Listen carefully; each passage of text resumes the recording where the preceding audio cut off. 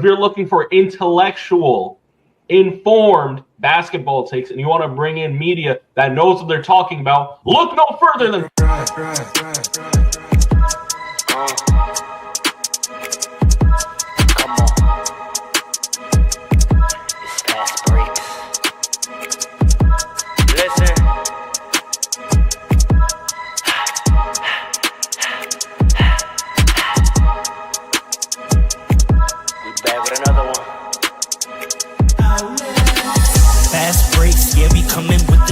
never early, never late, but we always push the pace, yeah. And we really study tape, y'all just view the highlights, man, we really watching games, yeah. You just watch from the stands, we run 3-man weeks, Paul, Dre, and Allen, yeah. Way more than a fan, we got love for the game, we don't have to pretend. Got it out the mud like you get it off the glass. I'm the run the fast break, throw me the outlet. Yeah, we got it out the mud like you get it off the glass. Time to run the fast break, throw me the outlet. We on the break, it's fast break. We on the break, it's fast break. Let's go.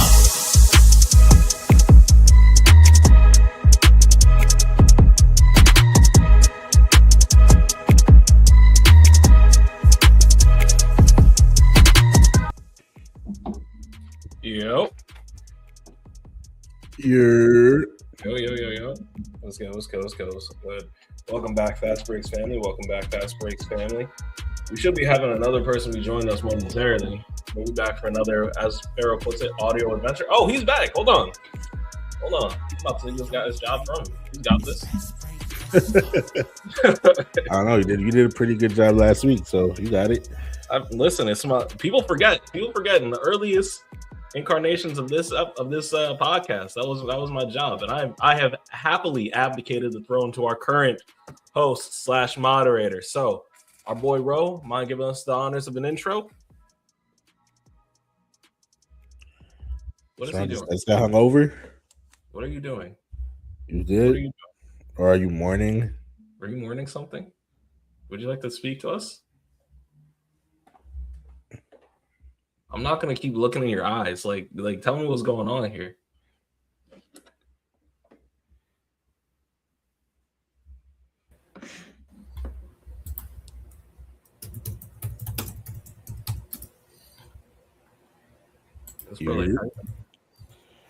Fast Breaks family, this is not a ploy. We don't know what's going on. We are finding out in real time, as you are.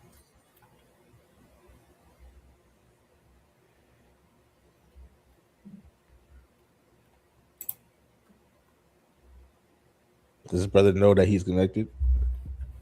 Or disconnected? I don't know what's going on. All right, well, Pharaoh, if you can hear us.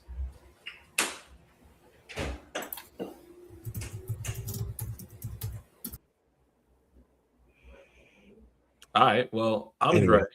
That's Alan. And we got a lot to talk about today. Yes, sir. Let's get it. What are we talking about first, Trey? So we got a couple things going on. All right. Obviously. What's happening? I don't know what this means. I don't know what's happening. Is this an ode to Holy Week? The next song needs no introduction.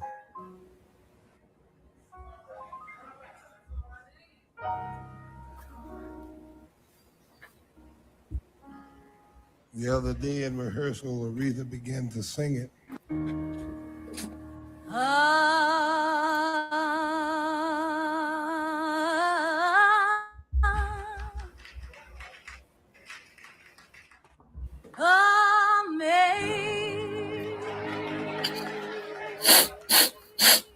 Is somebody's funeral? For the audio listeners. It looks like he's mourning something. You got some video up. Looks like somebody's funeral. This is all for Luka's career. For Luka's season. His career is not done. His career is not. I'm confused. Why are you? Clear your Take nose. your time, Aretha. Take your time. That's Aretha. Oh, that is a young Aretha thinking.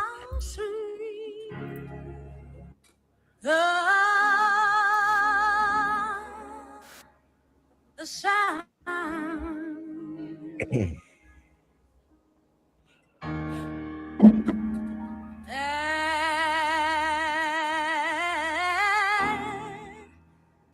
that sings.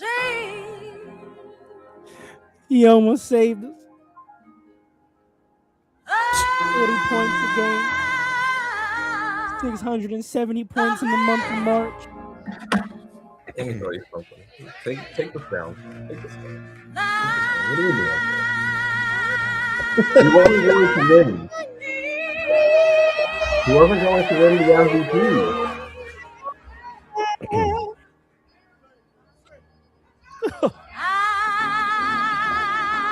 We had so much life left. We had so much season left ahead of us. You're still making it into the playoffs. You won't do anything, but you'll make it. Oh, he was a top 3 MVP candidate.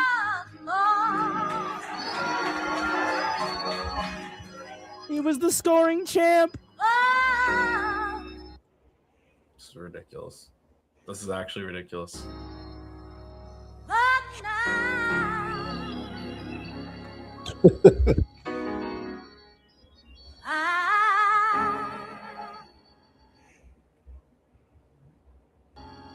I'm found.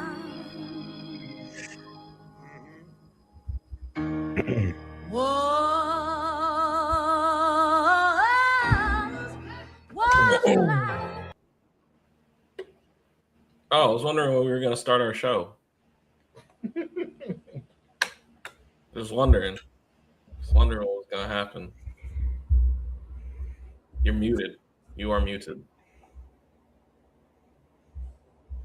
Is your mic disconnected?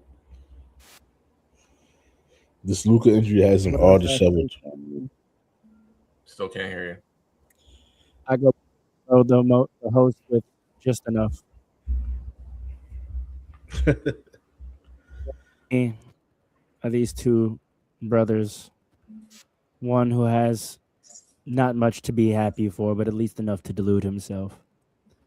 The other who is caught in the delusion and grandeur of a rebuild. I'm so confused. What do I not have to be happy about? It's resurrection. It's resurrection week, brother. I'm more than happy this week. That's Alan. Alan usually has plans. He's also America's favorite Haitian uncle. It's good. Dre wears Monarchs. I don't. You have to stop. You have to stop proliferating. We often go by the moniker fast breaks. Sometimes Dre likes to get boards. Oftentimes I like to run out for the fast break, and I'll typically call for an outlet. Are you not calling for an outlet right now? And that's how we usually play basketball. Okay. We got a show for you today. It's the only show in my life moving forward this season. We're going to try to find the magic, even though the magic is lost. The magic is gone. No Luka magic? I'm just here today so I don't get fined.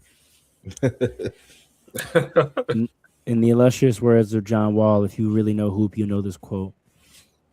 I was real quiet today. He really touched your heart, didn't he, Pharaoh? So vintage John Wall. John Wall is vintage now. Yeah. How are you brothers doing? Better than you, it looks like it. Dead ass. I'm in eager anticipation. Listen. Do y'all want to just get right into it? Yes. Yes. Yeah, I do actually. Well, first and foremost, let me just say this: for all who observe and celebrate, happy Holy Week. Yesterday was Good Friday. Today is Holy Saturday, and tomorrow, as we all know, is Resurrection Sunday. So, for all who celebrate, I'm wishing you all the best peace and blessings to all of you.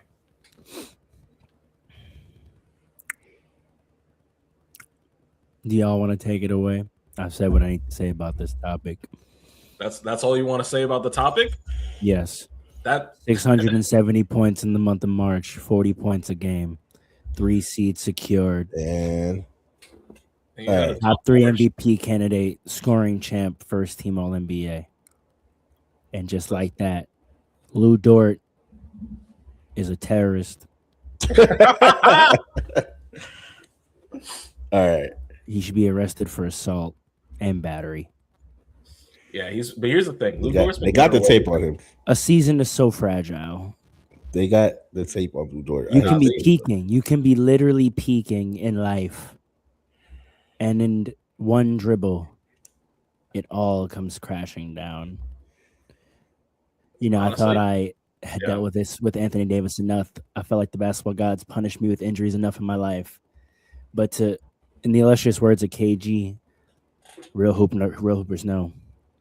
Why would you show it to me if I couldn't have it? Why would you have the Lakers go 17-2, secure the 3rd seed? Luka looked like an MVP candidate. LeBron finally accepted his role as 3rd option. Austin returned to his all-star form. DeAndre Ayton seemingly understanding what he needs to do. Marcus Smart being first-team all-defense. Rui Hachimura being a top 5 shooter in the NBA. Luke Kennard being the number 1 shooter in the NBA. Why would you show it to me if I couldn't have it? Because this is not a Lakers podcast, and sometimes things go differently. Listen, injuries are part of the game. This is unfortunate, and my heart is with Luka, not just because of the injury. As NBA fans, we should be mourning, regardless of your fandom. No, with how terrible this season has been, and I've put on record how bad it was. We know what kind of playoff performer that man is. The fact that we may not get to see that this year. No Steph in the playoffs. No, that's true. No Luka. KD is in Neverman's Land. No Ja. Thank God we got Tatum back. Maybe no Cade. There's no timetable on Cade. His goddamn lung collapsed. Yeah, that's true. This is horrendous for the NBA at large, not just me. We should all be a little more disappointed this afternoon. Well, what was the most recent update? I know it got indefinitely, but for sure, all of the rest of the regular season and timeline uncertain, if at all, for playoffs. Is it a full pull? Grade 2. Damn. That might be 6 week minimum. Damn. Can you all survive? Now, if I were to be a delusional Laker fan, I'm sorry. If I were to be a delusional Laker fan, I would say LeBron and AR get us to the second round, and we keep them out all the way to the second round, and maybe there's another resurrection Sunday in the second round. Another resurrection Sunday is crazy. If I was a delusional Laker fan, but aren't you? No, I'm gonna follow the path of my father and you assume the worst. Delusional. It's over. Which is fair. Pack your bags. Lake Show, yo, Lakers all day. So you pick and roll, pack it up. But you don't Vando Vault, pack it up. Pack it up. Luka FC, pack it up. Going to the playoffs right now. Pack it up. All right, man. It used to not matter. When did it not matter? When Luka the Don was playing. Yeah, if you went against Minnesota, y'all getting swept. I'm gonna be honest. Are you dumb? If you go against Dre without Luka, Dre, answer me this. When's the last time you saw Dre? Answer me this. When's the last time you saw Anthony Edwards play basketball? Probably 2 weeks ago. No, it wasn't. Why not? Is he injured? Exactly. This man doesn't watch basketball, ladies and gentlemen. I don't watch the Timberwolves. Man does not watch basketball. I don't watch the Timberwolves. When was he injured? It's been a little minute. I haven't seen Anthony Edwards play basketball in quite a long time.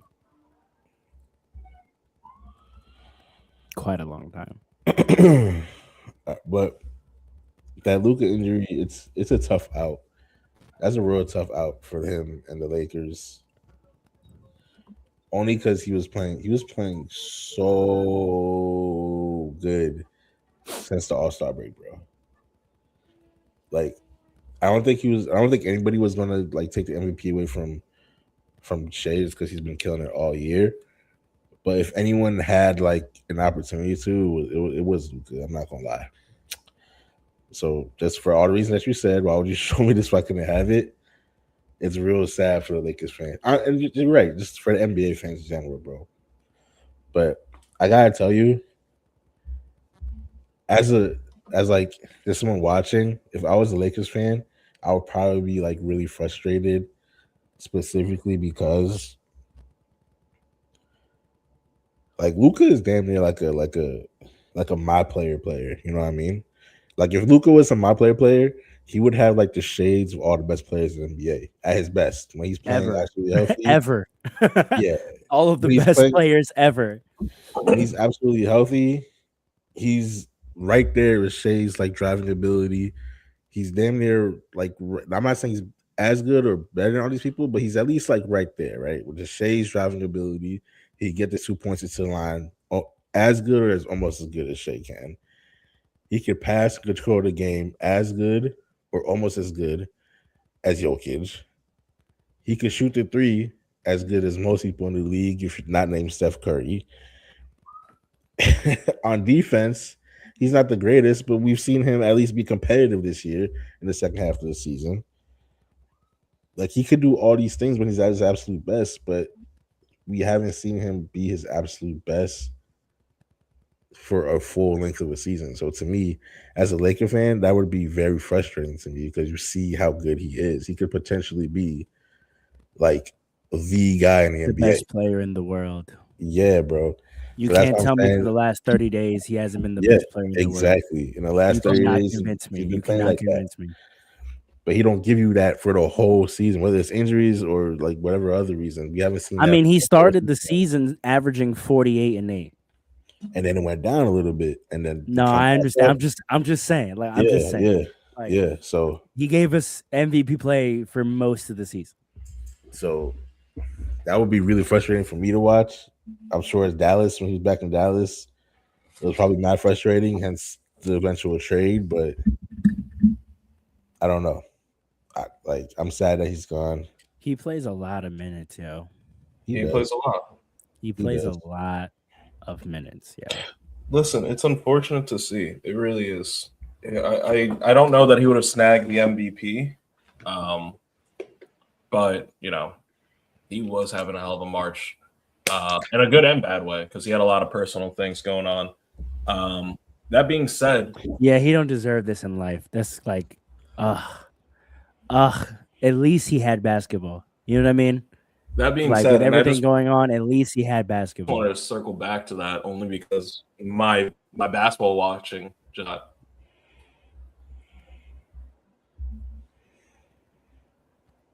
Do y'all hear me? Hold on. Mm-hmm. Now you kind of stop. Can y'all hear me? Yeah, hear you now. All right, hold on. Yeah. So what I was saying was, and just to go back, only because my basketball watching was just called out. He did play 2 weeks ago, Anthony Edwards. He played against the Thunder on March 15th, and then he came back. He was not going to let that go. Don't not 2 call weeks me out ago. on that and be That's wrong. not 2 weeks ago. Don't call me out on that and be wrong. So, That's like I not said, 2 weeks ago. That's not 2 weeks ago. March 15th. Count the days. March 15th. Count the It's a days. little over 2 weeks ago. It's a little over 2 weeks ago. Oh, okay then. Oh, so I'm sorry. I'm sorry. I wasn't specific enough. Let me give it to you. You Then. weren't. 18 days. 18 days specifically. Yeah. 18 Closer days. to it's closer to 3 weeks than it is 2 weeks. That's the hill you're gonna die on. It's just math. Okay. It's just So mad. for the specifics of Pharaoh, then How many games did he play before that game? Before that game, he played Mhm. 58 games, I believe. Are you sure? Yeah, because he played Monday, which put him at 59, and then him missing on Thursday put him at ineligible for rewards. And you think the Timberwolves are gonna do anything in the playoffs? If he comes back, yeah, I do actually. Someone who's I'll been tell in you. and out all year. Yeah, I do. I mean, 59 games is not out all year. He's definitely missed. I said in and out. Oh, in and out. Okay. If he comes back healthy, I don't What's know. his if they- injury? What's his injury, by the way? That I don't know actually. Is it They those said ankles that illness. have been giving him issues in his entire career? I'm sorry. Is it those ankles that have been giving him issues his entire career? Well, him missing Thursday was due to illness. How about So before that? I don't know. Hmm. I'm not gonna look it up right now. Does he need to be fully healthy for the Timberwolves to beat the Lakers without Luka? You tell me. Probably not. I'm gonna be honest. That's how you feel? That is actually how I The feel. the Timberwolves who we've swept this year? Did you sweep not- them? it's not just- Luka To play? me, it's not just Anthony Edwards though. They may also missing Jaden McDaniels. I don't know how well his injuries Oh, are. that's a long, big- but that's that's a big piece. Oh, Yeah. That's a big That's piece true. that to be missing. So I don't know. huh. Oh, right knee patella pain and illness. So it's knees and ankles. That's Huh. tough. Huh. That's tough. So he might not be coming back then. But has that been ruled out? Huh. Do How's you- Julius Randle been playing this year? I'm sorry? How's Julius Randle been playing this year? Just like Julius Randle always does. Has he? I just saw him have a stat line of 21-7. So yeah, Oh, what shooting percentage? I don't know. You Huh. tell me. Huh. You tell me. Interesting. I don't know what's Did you see the interesting about it. I matchup? don't watch Timberwolves games like that. Would it be Lakers, Minnesota in the matchup? Yeah, Yeah. It ended right now. most likely. Yes. That's most likely what it's going to be. We're not losing the third. We have all the tiebreakers, so it doesn't really matter what happens unless the Nuggets or the Rockets somehow win more games than us in these last 4 games. Right. Yeah. I highly doubt it. Hey man, it's possible. It's 5 games. 5 games left. Highly doubt it. Let's see. Fair What the Nuggets enough. have. What do you think about the overall 65-game conversation? Anthony Edwards is now ruled out. Luka's representation is applying the league for an exceptional circumstance exception, citing most prominently not just the injury, but the fact that he missed games not due to injury, but because he flew to Lithuania for the birth of his daughter. No, wait, he's Slovenian. Sorry, Slovenian.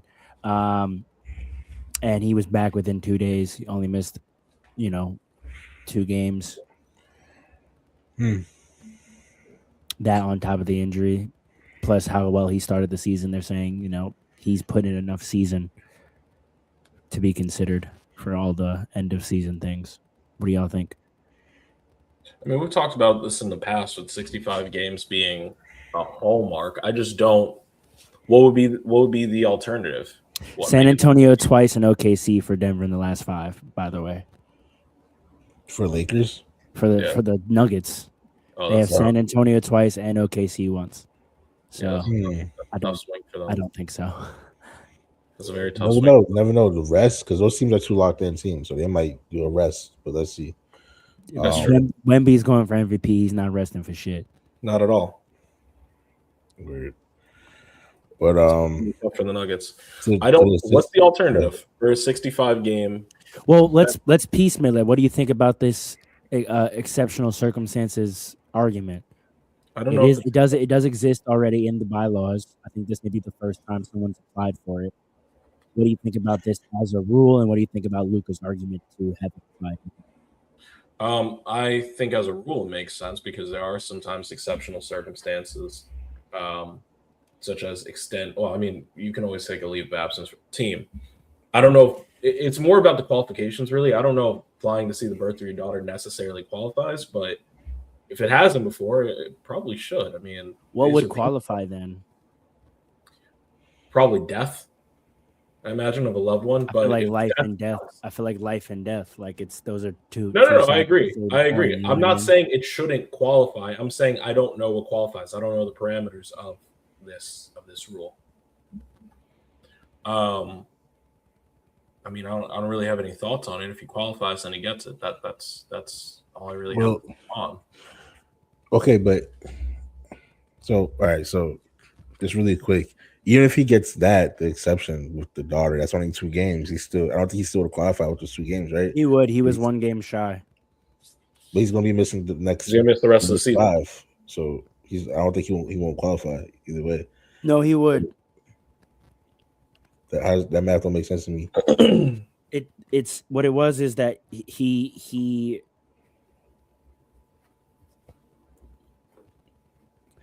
I don't know how to explain Oh, it. I guess by the end of the season, he's only one game away. I guess. Let's Correct. assume That's that. what it was. That's what it Okay. was. Like, yeah, exactly. Okay, if that's the case, then he should.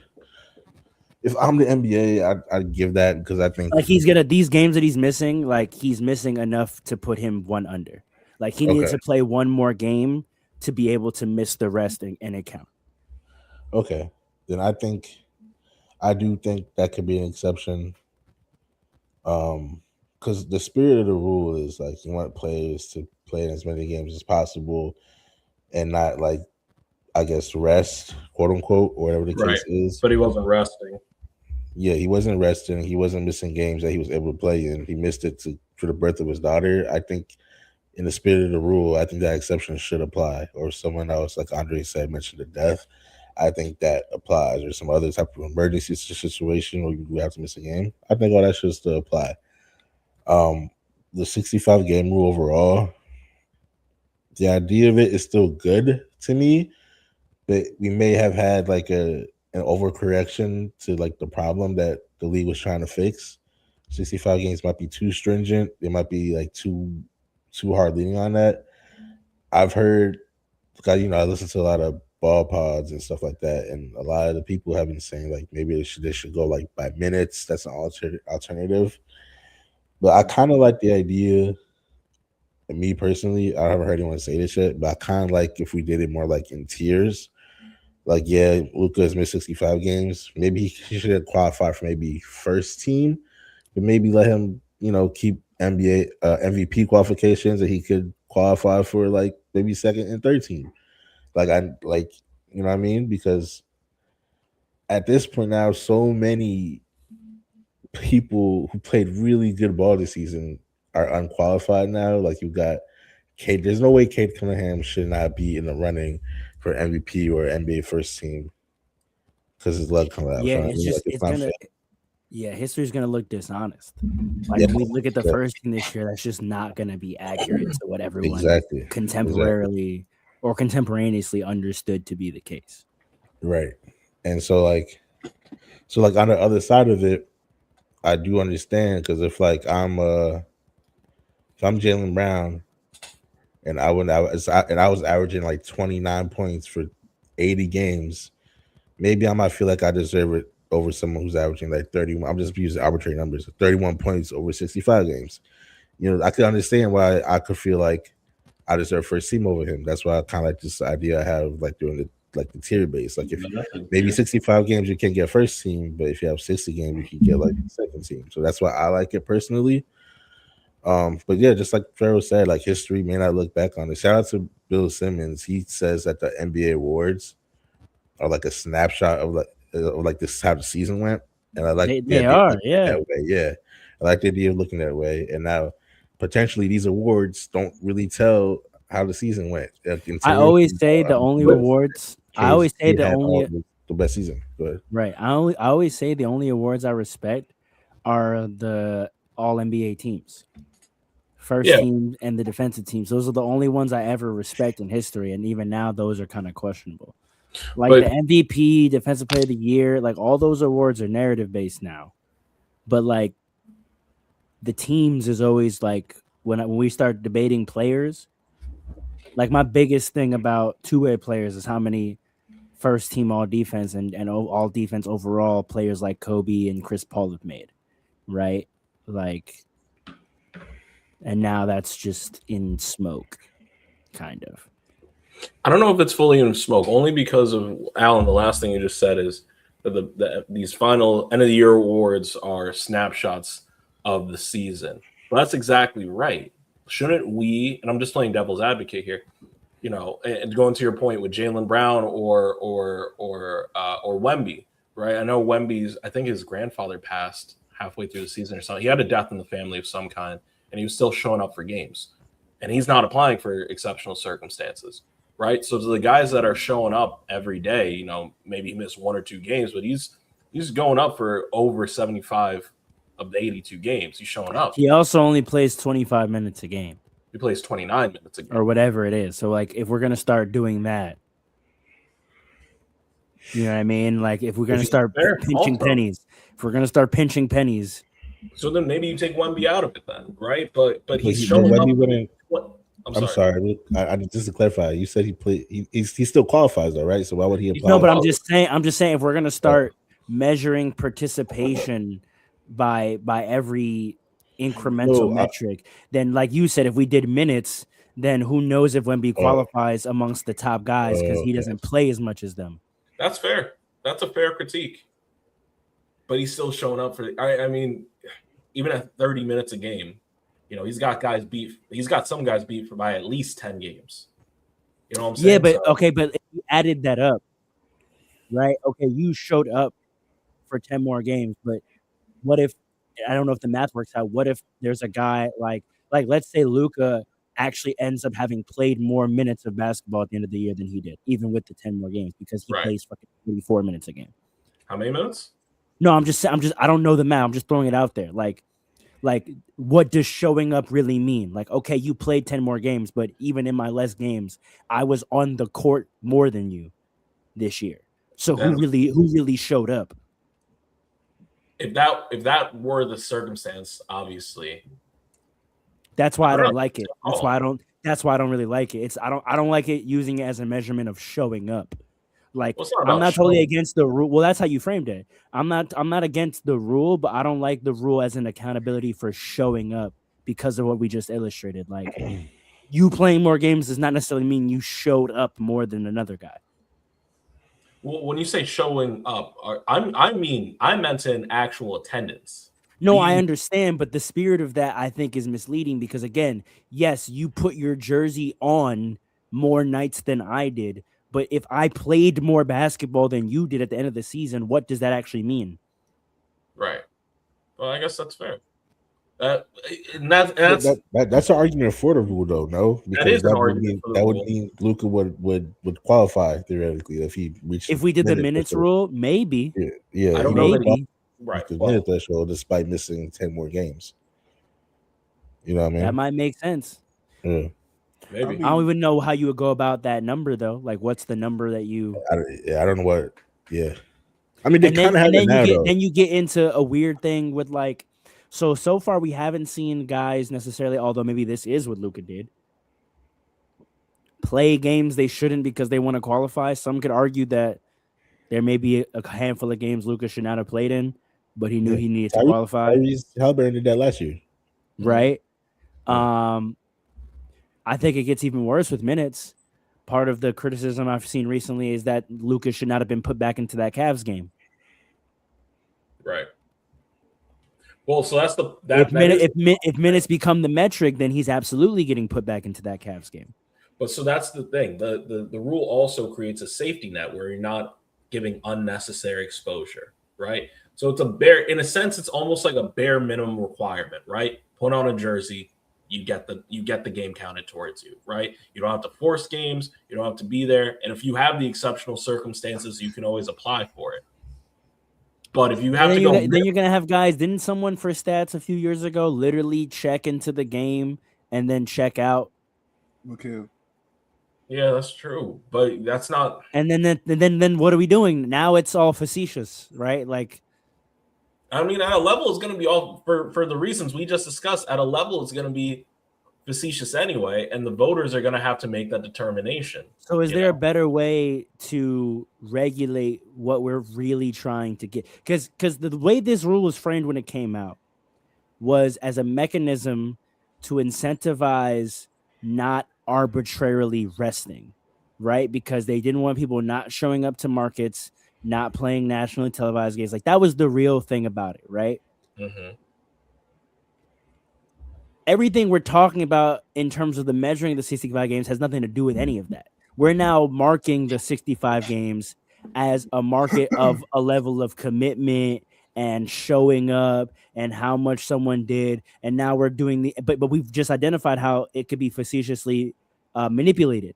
Where like you can get to that 65 game mark or you could get to the minute mark and it actually doesn't reflect that, right? So if we got back to what the rule was instituted for, my question is there a better mechanism to just decentivize the things they were trying to not have happen? Like maybe we should just go back to fines. Like if you sit a healthy guy in a nationally televised game, if you sit a healthy guy for no reason, fine them. Or maybe like Tex, you get a certain allotment of games rested for that reason, and if you surpass that, you're disqualified. But see, there's a way to circumvent that too, because all Who's you got to speaking do right now? all you got to do is put in Speaking the right play. now. Hello, can you hear me? No, I can hear you. I just don't know who you are because you didn't introduce yourself. All right, my fault. Hold on. That's a ridiculous thing to do.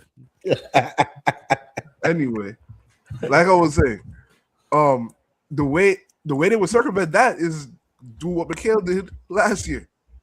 Come in, put on a jersey, go on the court, and then next stoppage in the game, we get out. Yeah, but that's what we're talking about not doing, right? And No, I but I'm think saying with Farrell's solution that he just named, you could still like circumvent that. You know what I mean? You could still. no, yeah, you're right. Yeah. But then you get fined. No, but I don't think you would have to do. that. No, I don't think you'd have to do that. I think because listen, no one can regulate DNPs, right? So if you but here's the thing: at least suit up. When guys are resting, guys don't even suit up. Mhm. All right, so now you suit up and rest. You know what I mean? Like, Yeah, but I think at least that's better because at least like that's like you could. Who can critique that? I think the answer might be in a minute's minimum, right? Not just 65 games, but you have to play a minimum of 65 games where you've showed up for at least that's part of the rule. 50 minutes. Is that part of the rule already? That's part of it now, yeah. What's the minutes minimum?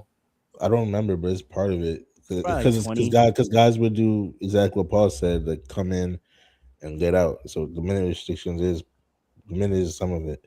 But people have been saying like just take away the 65 and up the minutes, and that's what some people have been saying. So the reason I'm confused is because I think they should just penalize what they don't want to happen. I think the games thing, I think it infects too many other parts of too many other decisions in a season, right? Like yes, they wanted it to be there so that when a guy is healthy and he might rest, you think about maybe not doing it.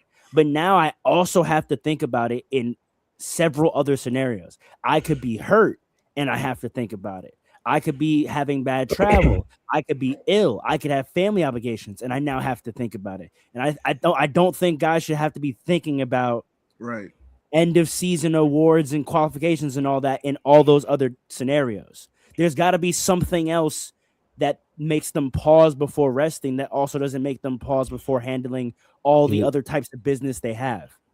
Well, okay, so I want to respond to that really quick. Like, I don't necessarily disagree with you, but if I'm the league, penalizing them after the fact doesn't necessarily prevent it from happening. You know what I mean?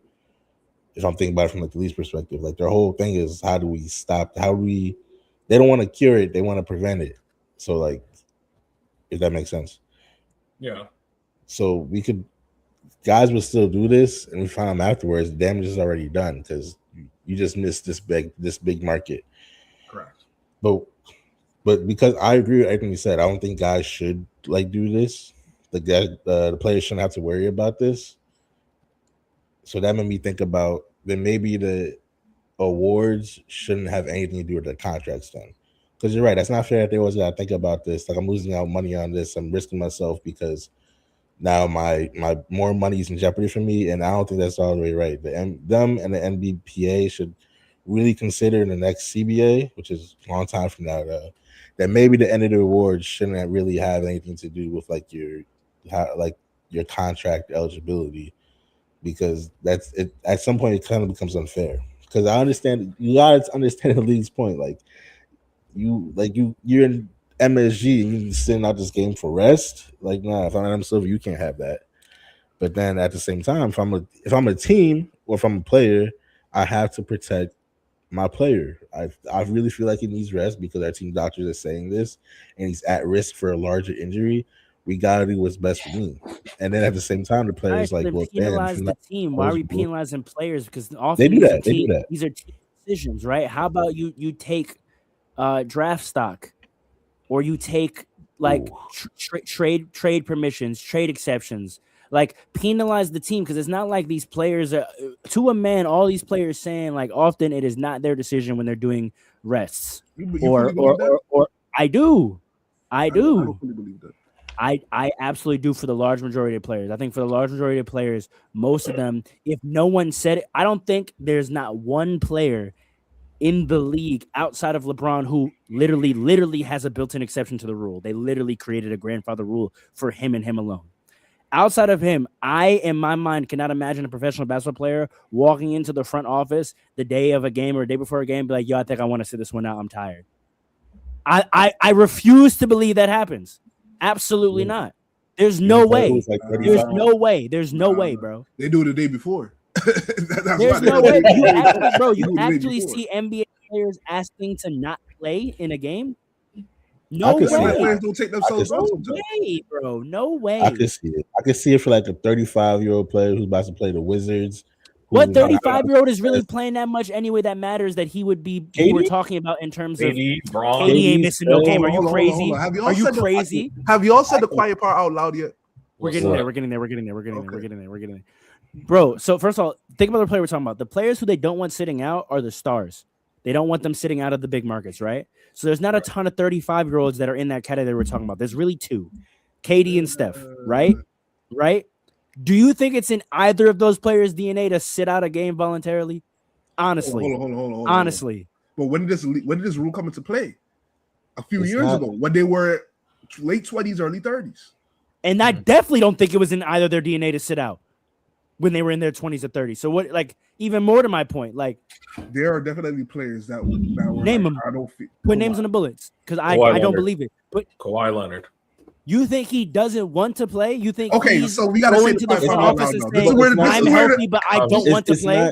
It's not so much I don't want to play. It's I feel like this is what I gotta do to save myself and be better for when I need it. And you think that's a decision they're coming to, bro? I think some of them don't want to play. I think some of them don't want to play. I think some of them don't want to play. Paul, you have to put a name on that bullet. You're accusing NBA basketball players of not wanting to play. Listen, hold on. You think Kawhi doesn't want to play basketball? Let's say the quiet part out loud. This was not happening generations ago. The old heads are right. The reason this rule exists is because of the very things that we sometimes complain about. A lot of people are complaining about with the league. It's whacker. People are questioning their love for the game now. Can I challenge these players' that, though? love for the game? Can I challenge that though? Do you know what also happens contemporarily in basketball that old heads didn't have to deal with? What? Someone was just saying this. LeBron was talking to somebody, and he was talking about what NBA locker rooms and practice facilities looked like when he got in the league and what they look like now. He says when he got in the league, when you went back into the training room, there was one trainer and an equipment manager, and maybe one player had their own personal trainer, and usually it was him. He says today, when you go back into an NBA locker room or a training facility, there is a staff of 50 people. So what's your point? The teams are involving themselves more in player health management decisions. Back in the day, there was no one on a team staff to tell a player he couldn't play. The trainer would ask you, "Are you good?" And the player would say yes or no and go. Today, players are getting scanned, prodded, and examined, and a team of 12 is reporting to the president of basketball operations, giving them a detailed analysis and telling them they should not play. I can actually mark this from my own experience. Back in the day, when a coach would talk about a player's status, they would say, "We'll see what they say. We'll see how they feel." Now, in a coach's press conference, do you know what they say? Well, I'm gonna wait to see what medical tells us. They don't ask the players whether they want to play or not. They get cleared or not by the medical team. The teams are deciding whether players play or not more than in the past, and they're putting it on the players when now the structure of NBA organizations is completely different. They are not allowing these guys to play. I refuse to believe that's what you refuse to believe? I refuse to believe that if a superstar player feels good and wants to play. It's happening right now. Who? Giannis. The Bucks are being investigated because he publicly came out and said they are not letting me play and I want to play. Right. He's just the first person. Right. How often does that happen that it comes out? They are on board. They are in tandem with the brother. I players. think These players- Giannis. I think Giannis is just the first to say it.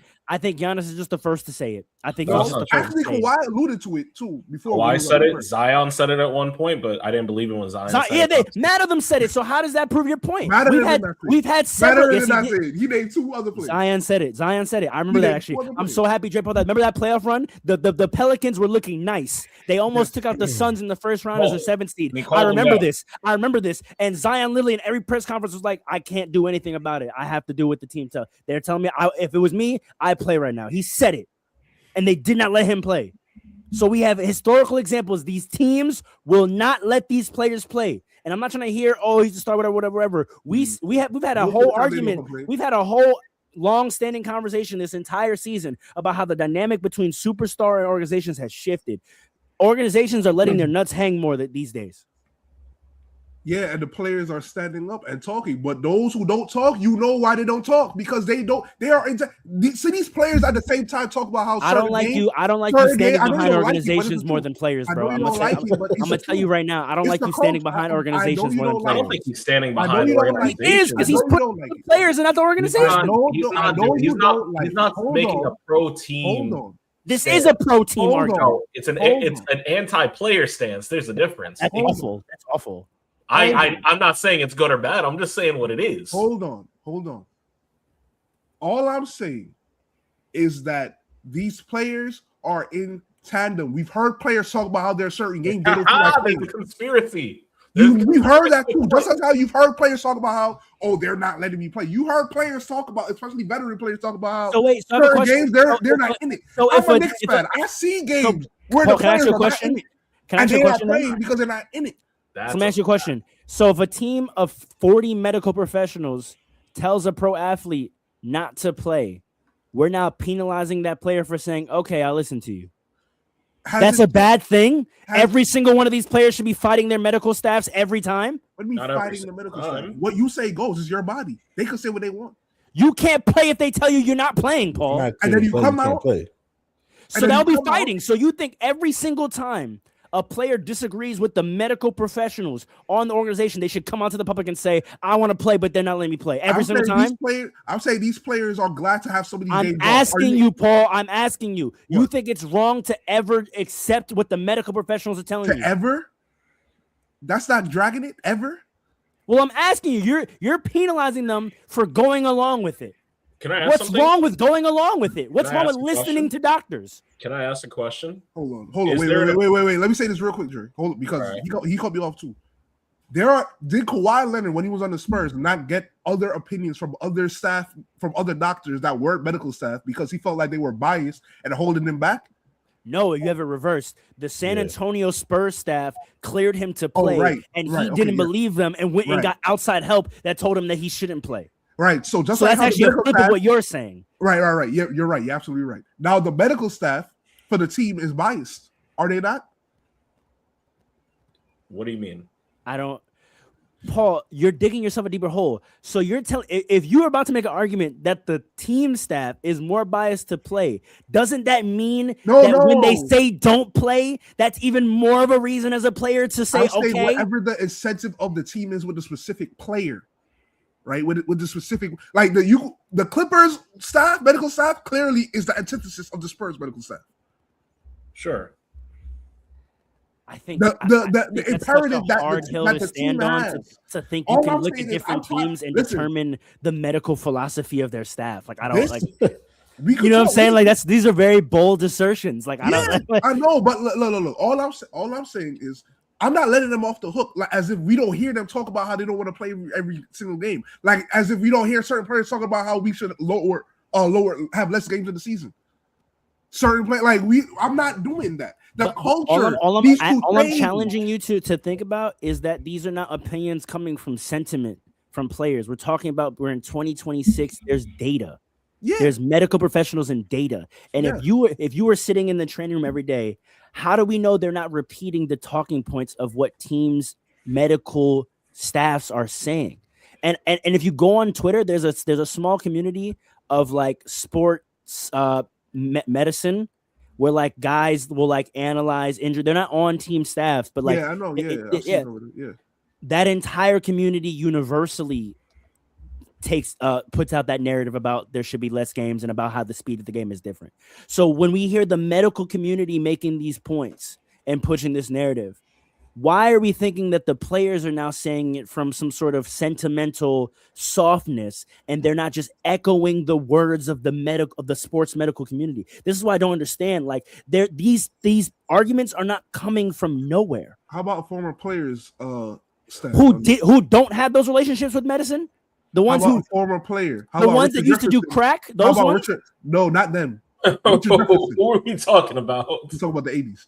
I'm talking in the late 70s. Richard Jefferson said. When did Richard Jefferson play in the NBA?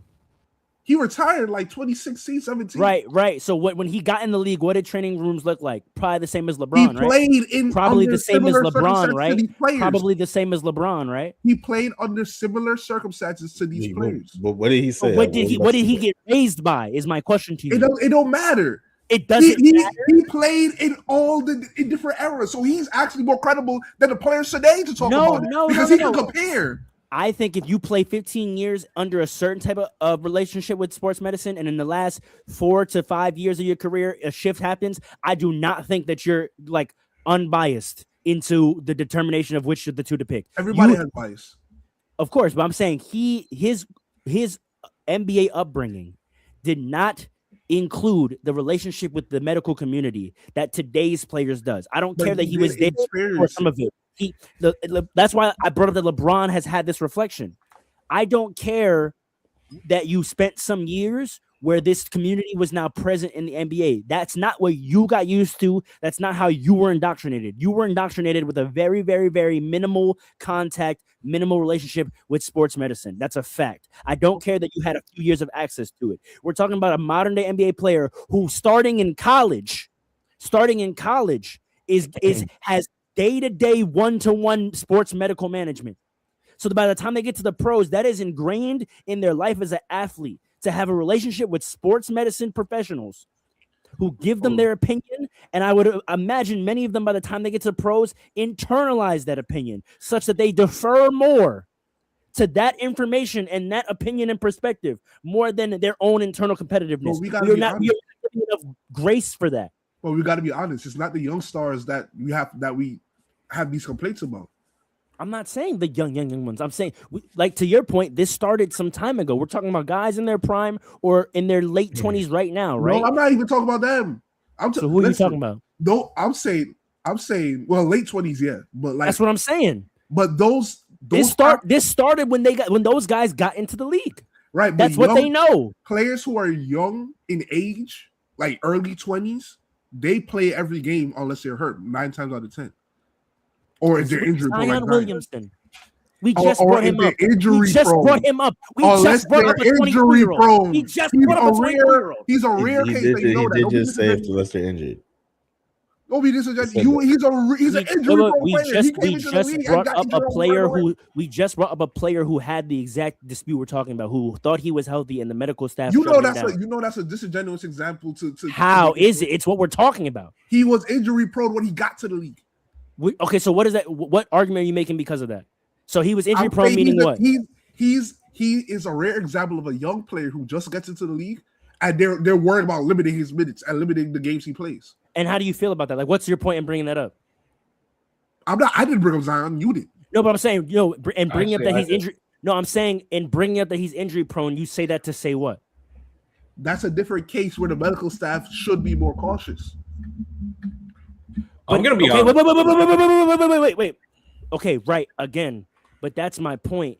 The way you feel about that, you're analyzing it from you're critiquing or praising the medical staff's decision. That's all I'm advocating for, is to frame these outcomes more in these are medical staff decisions. You're not going at Zion. You're going at the medical staff for being more cautious. And I'm saying, why don't we do that when it's the reverse? Why don't we do that when it's when the player, we only question the medical staff when the player verbally doesn't go along with it. My thing is, why are we penalizing? And I want to ask this to other guys, why are we penalizing players for going along with the medical staff's recommendations? Why is that a bad thing? It's not a bad thing, but you also have to take into consideration there's no appeals process, right? Appealing a medical decision? Correct. Why are you acting like they can't just do what they want to do sometimes? They do it all the They time. can't. They can't. That's the scenario here. This missing piece, right? So he refuses to acknowledge that. Yes. So I hear what you're saying, Paul, but to the point is, if the medical team does make a decision, there really is nothing the player can do about it, except go to the public forum. There's nothing to disagree on. There is a. They're not about to put their jersey on anyway and walk up to the court, bro. Hold on. Stop. Paul, what are you saying? I'm saying that you said go to the public forum. Yes, that has. So you want them to do that every single time? That's the only. Hold on. Paul's point, that is. If you have a problem, I just let y'all go 15 then minutes. Go ahead. To Paul's point, I'm gonna be far quicker than 15 minutes. Go ahead. Go. Process. The only form is to go to the public and say, "Hey, this is what I want, but I can't do anything about it." To answer for Paul, that's literally the only thing I can do. They can do, but Paul's kind of saying, and this is kind of an indictment on certain players, they don't want to do that.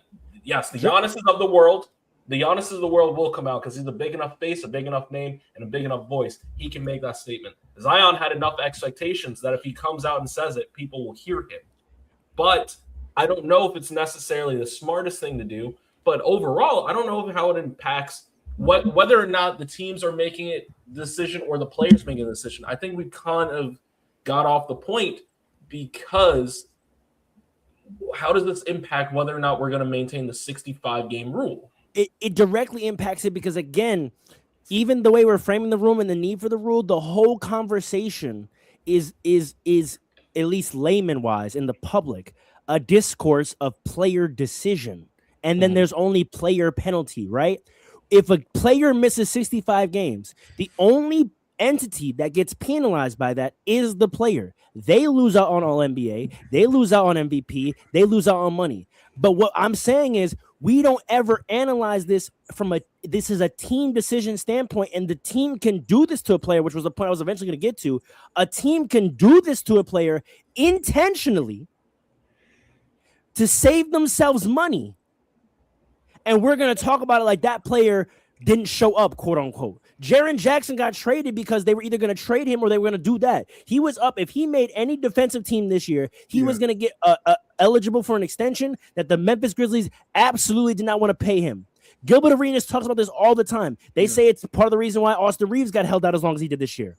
Because they knew he was going to qualify for an All-NBA team, and then the money he could ask for would be greater. That's what I'm saying. That's why to connect, Dre, that's a great question. That's why I want to connect these two pieces of there's many reasons why we need to put this at the feet of the organization as well. They're using this rule as a manipulation, and also we don't put enough stock in that the outcomes that result in the need for this rule are often team led. We keep putting at players, and my last point is, Dre, again, even when you spoke for Paul, you're in terms of their only option, you're still framing it as what the players should do when they disagree with the medical staff. Now, your critique of that situation, I don't necessarily disagree with. My thing is there's a further critique that, Paul, you seem to be espousing, that when the team says, outside of super injury prone players, when the team says they want to shut you down, you seem to have a problem with the player agreeing with that or going along with that. And that was the question I posed to Dre and Allen. That's crazy. Not what they should do when they do disagree, but you seem to think it's soft of them, or they have less heart or competitiveness when they simply listen to the medical professionals. That's what I don't understand. What's wrong with going along with what they say? I don't get it. Listen, you can say what you want. All I'm gonna say is this: Giannis has the league investigating the Bucks. All right, this is big. Listen to what I'm about to say. Right, you can put everything on the feet of the organization if you want. Right, the players' voices matter. The union, the players' association matters. This rule exists for a reason. If they are going to start investigating teams, these players now have a chip in their back pocket. Now they have a tool. They can literally say, look, if you don't play me, right? If you don't play me, I'm going to get another medical examination. If they say I'm good and you don't play me because you're trying to rob me of money or whatever the reason is, you will be investigated because I'm going to come out and say I have personal doctors that said and medical records that said I'm good, and y'all are holding me back because Paul, I don't want to go in a circle. We're agreed on that. We're agreed on that. Though we're agreed on that. We're agreed on that. Again, I try to redirect. What's wrong with them simply agreeing? That's what I don't understand from you. If they agree with the diagnosis, why is that a problem? Listen, first of all, I never said it was a problem to simply agree every time. We're talking about the cases where you can play, you don't play, right? But who determines that? That's what I'm getting at. That's the heart of the matter that I keep getting at to. Who is the actual arbiter of whether a player can or should play?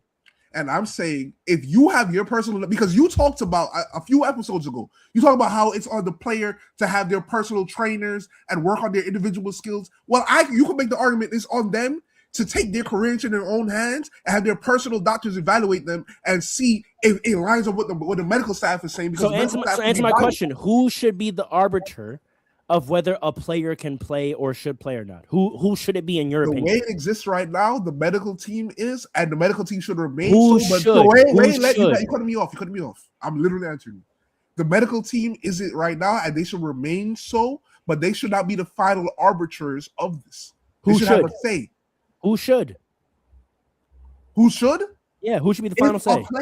If a player comes and says, listen, the NBA, they should investigate when investigations are needed. What's happening right now with the Bucks is good for the league.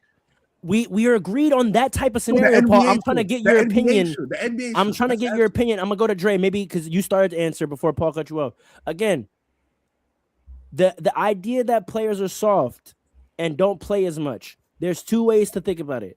There's one way, which Paul keeps harping on, which is they are not contesting the decisions of the medical staff enough, which he finds as a level of complicity, and he's pointing out all the tools they have to do so. Cool. It also seems like he's throwing in the bucket of complicity when they simply go along with it or agree. If the medical staff comes to them and say you shouldn't play, and they are like, you know what, that sounds about right, I won't play. He seems to be faulting players for that too. And he's thinking that scenario contributes to this narrative of them being soft and not wanting to play as much. My question to you, Dre and Alan, is that true? Should we say more? So first and foremost, right? We keep forgetting this isn't a high school basketball team. This is a professional organization. If there were players bucking back, generally speaking, that would not make it to the light of day unless you have a Giannis go in a press conference and say, these niggas won't let me play. Thank you. That just straight up, we don't know what's happening behind closed doors unless it gets leaked to the media by a player, right? But again, can we get back to when they agree? Like, is it wrong for them to agree? Is it wrong for them to go along? I'm getting there. So that being said, just to cap that off, we don't know if there is 100% agreement, right? But in the event that there is 100% agreement, right, you also have to take in consideration that they might have gotten second opinions outside of the team.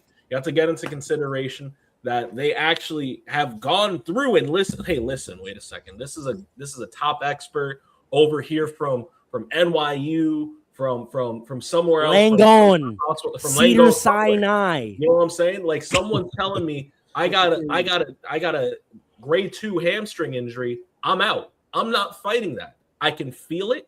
I see it. I'm not fighting that. There's not a lot to happen.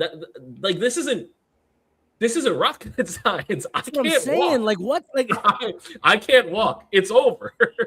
You think that's why this is a discussion now because of that? I don't think that's why. What are we talking about? What are we really talking about? Paul, can I answer that? Can I answer that? Wait, can I answer that? And then Alan, you go. Yes, okay. I think that, like I said before, the sports medicine community has grown. The amount of data and information they have about bodies and the impact of sports playing has grown. And I think different decisions are being made contemporarily. And I think the outcomes that come from the decisions are being laid at the feet of the players, as if the players just don't want to play anymore. When really data and science has advanced to where these decisions are being made jointly by these staffs and these players, that playing less makes more sense. And the only people getting flack for it, are the players for going along with it. Like it's a problem to go along with science and data. You admitted that they have agendas, so it's not pure science. You just admitted that. hold The on, agenda would go to them playing more than Hold on, anything. hold on, hold on. That's No, why, like, when a team No, shut the guy down, that's not the agenda you brought up. You said I'm using your words. Hold on. All Alan, right. please jump in, please. Before we get into another tangent about this, we kind of all talking past each other. The 65 game rule exists for a reason, right? Reason is A, whatever. I understand what you're saying, Farrell. You're saying this rule is hurting a group of people who fit this box. Right. Right. I think the best way to like deal with this situation, maybe the rule should still be in place. They have to just amend the rule because the rule kind of has to be there for all the reasons Paul has to say. To me, it seems like we just have to amend the rule in some way. Maybe bring down to 60. Maybe 65 games is too much. But at the end, Is there any whatever number it is, we have to teams lower more it. Hold on, because whatever number has to be there has to be a rule to protect what the NBA interest is, and that's players playing when they're available. So there has to be some type of like baseline for that, because there's a whole lot of thoughts here because we said a lot, but like I don't think it's always as what you're saying, Farrell. I don't think it's always a situation, or mostly a situation that a player just has to listen to the medical staff, because for a couple of reasons. Number one, when you have an All-NBA level player or a couple of All-NBA level players, I think the best interest in both parties is to play. Like the team wants you to play because they want to win, and so tickets the player wants to play. I think it's very rare that I don't think it's very not rare, but I'll say it's not very often where those interests align, where the team doesn't want you to play. Now, if it's a situation like what you talked about with Jaren Jackson or maybe even Austin Reeves now, that has to be brought up to like the NBPA. Agreed. You gotta bring that up to them because that's crazy. I didn't even think about that, and that's a crazy situation. It's been happening on the low. Yes. If that's been happening on the low, the players need to like bring that up and make a big fuss about that because I agree with that. That's crazy to me, and I hope that's not the case for too many players, right? So they should do something really big about that. But other than that, we've also seen, because we just talked about it, we've seen situations where players maybe shouldn't have played but still play. Like I brought up Tyrese Halliburton last year. So to me, I feel like that tells me it's not always a situation where they're sitting down because the team told them to. I feel like they have maybe a little bit more say than what we think. But it could also just be situational. Maybe not every team is ran the same way. I'm not a tangent, but quick question because I want you to keep speaking. You don't think that why are we always imagining it as the sides come to opposite opinions and then one wins? In the Tyrese Halliburton situation, that's what I'm saying. It's not. No. That's why I want to clarify to you. Like Tyrese Halliburton is a perfect example. He spoke about how the medical staff told him the exact risks, but said because it's the finals, we won't use our oversight and our authority to shut you down. We'll inform you and let you make the decision, right? So that's how those scenarios can play out, where the team isn't always stepping in and using that button to say we're shutting you down. But when they do you feel like it more times than not the player themselves should challenge that? Do you think there's a problem with a team pressing the shutdown button and a player being like, you know what, okay, or even agreeing with it and saying you just showed me 32 pages of data on my body that says I shouldn't play? Is there a problem with the player being like, you know what, I'm gonna trust you and not play? Does that make them soft? Does that make them less competitive? No, I don't think so at all. Only because like that's protecting yourself, you know what I mean? And why don't we think that's what's happening a lot? Like why can't that be the reality in most situations, that the teams are coming to these decisions and the player is agreeing with it to the point where the team doesn't even have to press the button because the team shows them the data and the player goes, you know what, yeah, that makes sense, I won't play. I'm not saying that's not what's happening, but that's my point is the rule just has to be amended. I don't view the rule right now as penalizing players for listening to the. Doesn't it though? Because what penalty does the team get from the 65 game rule? Because that's what you're looking at the 65 game rule as a penalty. I don't. Is it not? I'm losing money and awards. I'm losing money and awards. It's two separate things. That's why the money should not be tied to the awards. But like, I'm still losing my awards then. It's but that's an eligibility. It's not penalty thing to me. I view it, in my mind, I see it as It's a different bar. perspective to me. It's a bar, not It's a a bar because yeah. it's not it's like it's not a penalty It's to a me. bar, not a bat. because- It's a rule, and if you break a rule, you get penalized. That's what I'm but, saying. but no one's like breaking You're not getting- a rule. You know what I mean? It's No, not. it is, You're not you are literally breaking it. breaking the rule. The thing is, a penalty. You're not is when breaking it. you If had I something that miss, you were- I'm sorry, Andre. If I miss a game because I'm- if I tear my ACL, I'm not breaking the rule. Well, It's just something that happened. I'm just not eligible for it. You're right. Okay, if we in terms of word usage, no, they're not breaking a rule. But I don't think penalties only happen when you break a rule. You can be penalized for circumstances, right? And I think they're being penalized. I think there's no way you can tell me losing your award when your production otherwise would have gotten you it, losing money when your production otherwise would have got you it is not a penalty. That's a penalty. I mean, Because the guys that play under 65 games and like are debatable for these things and did disqualify, we don't care, right? We don't care. It's not like there's anyone who was kind of close, but then like the 65 games was the thing that put them over or under, whether they should get it, right? We only had this conversation for guys who super clearly should get them. Guys that are very clearly MVPs, guys that are very clearly first team All-NBA, but the only thing stopping them from getting it is this rule. But- in those scenarios, it's a penalty, no? So here's my thing, and this is the kind of pushback just for the specific scenario. Is that what we have going on here? And I know you as the With Lakers who? fan, so I'm gonna direct it to the other two What? people in this podcast. I'm gonna direct this to the other two people in this podcast because I know you're going to say, of course, it's a clear front runner, but I don't know that it is. I don't know that it is. There are two First team All NBA Oh, maybe for first team All NBA. I'm thinking for that scoring MVP. champ, he leads by 3 points per game. That's fair. That's true. Like, come That's- on. I was thinking for the MVP. I was No, thinking for the all MVP. of them, bro. They're so all That's first true. team, He does. all scoring champ, all these things, bro. Come on, like. No, that is crazy. That is crazy. I don't know. I kind of not that I'm faulting, but I don't know what Alan said in the beginning might have a lot of value. Well, obviously it has a lot of value. Alan said it. Going to the tiers.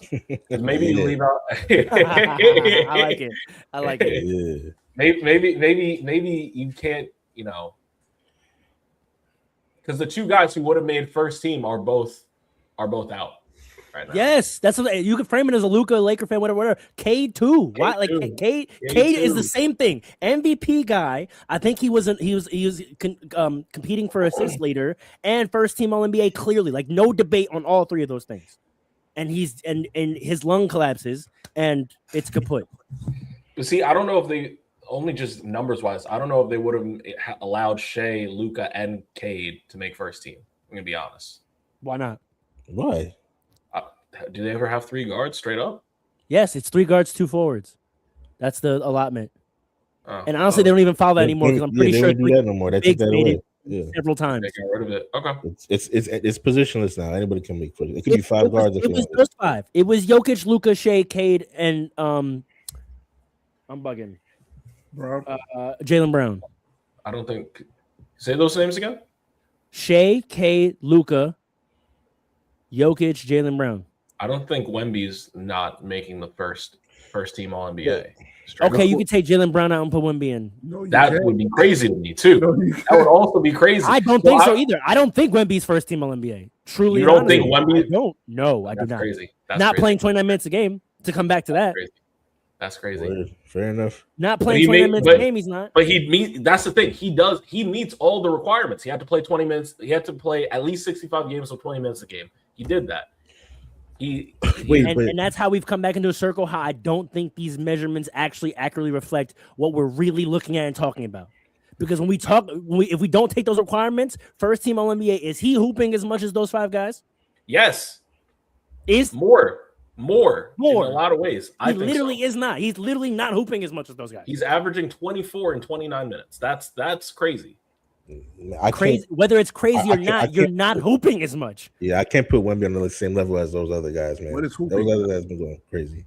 Is it productivity or literally playing basketball? Playing in the ball and being nice. NBA? Well, because I in can't- the I can't- I think limited minutes, productivity- he's so nice that it He only overcompensates. needs to do it in 30 minutes, and his That's team. great. That's great for him. But tell that to Jaylen Brown. I can't tell that to Jaylen Brown. Exactly, The Spurs have a better- exactly, No, I said I can. No, you I could. can't tell Before that we to move Jaylen Brown. on, though, The Spurs have a before- better record. Allen, You Allen, know go, what? Allen, go. before we Like, move nice on, to like what would you keep framing it as like penalizing, and you were going to bring the point of how come we don't like do the teams? What would the penalty be for a team who's literally just honestly Draft stock, equally- trade flexibility, all the things that the CBA does when you Yeah, sign but- too many years. Like we have all those Hold on, hold tools. What about a team who's like ethically like keeping a guy out for 65 games? How do you To do that? Paul's point, the league should have to verify that. If the team wants to contest it, the same way the players, he wants to make it, all the players have to contest. If the league comes down to say, hey, we Yeah. think you shut that guy down too much, Yep. the You league talk- should have to, the team should have to back it up. Go to the league's office, file an appeal, and say, no, he wasn't healthy. Or you lose your goddamn draft pick. Are we Stop sure they taking, don't- stop always taking the money or taking the thing from the player. Take some shit from the team, bro. The same way the CBA does. They find a team. They find a team. But to your point, maybe more should happen. But I just don't know how often that is to what you're talking about. But, See, here's the problem, right? but Like, to your this is- point, I do think there should be more harsher penalties if that happens. See, here's the thing, right? Like, this is good for the debate for the podcast, but in reality, there is no perfect situation or solution, I should say, for this, right? So should the league just leave it alone then?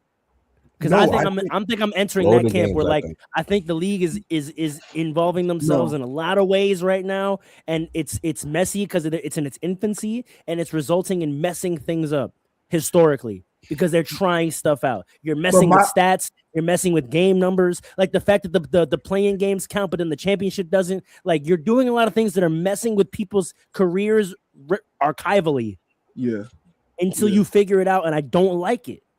I don't like it either, but at the same time, it's like I blame. Listen, this exists for a reason, right? This did not exist. Say that again, Andre. I said it's LeBron's fault, obviously. I see where you're Listen, I see where you're going. I see where you're They're going. gonna tear us up in the comments. listen. All I'm saying is these things were literally not issues in previous generations of the NBA. You said that already. Right. I know, but I'm trying to like bring this home. Like this was not an issue. Right. Now you could talk about how the pace of the league, the speed of the league, all of these things. I would then bring up what Richard Jefferson said. And Richard, I mentioned it, but I didn't literally say what he said yet because I was cut off. Richard Jefferson said you have all. He went on a rant like last year, in some post game on ESPN. He said these players have all the technology, all the training, all they barely practice. They have all these things, but now they want to play less games. Like he said that he literally said part of what makes you the best of the best to play in this league is the ability to play for the duration of a season, right? So when he starts changing things up, and that's why the 65 game rule exists, because we are trying to make it that players go back to play every game that they can again, right? And I am not going to put all of that on the organization. I do 100% believe, based on what I've heard players say, and we've heard reports of players feeling like, I'm putting that on the players as well. And if you have a problem with this rule, it wouldn't exist if y'all played every game that you could play. It's just the truth. You good? That's all. My final point on it, and then you two wrap it up. Paul's right. There's a lot that's going on today that wasn't going on back then. And part of what's going on today that wasn't going on back then is a lot of people grew up loving sports and went to medical school. And there's a lot more sports medical professionals than there used to be back in the day. And they have a lot more opinions and they have a lot more impact and influence in the sports professional world than they do back then. So yeah, it was real. If we want to talk about easiness, it was real easy for players back in the day to play whenever they felt like it, because there was no one who was qualified enough and there wasn't enough data to even suggest that they shouldn't. If you could take a shot for pain and move, you were good. And now all of them, their bodies don't work in their 40s, and their families have to take care of them, and they die by 55, right? Right.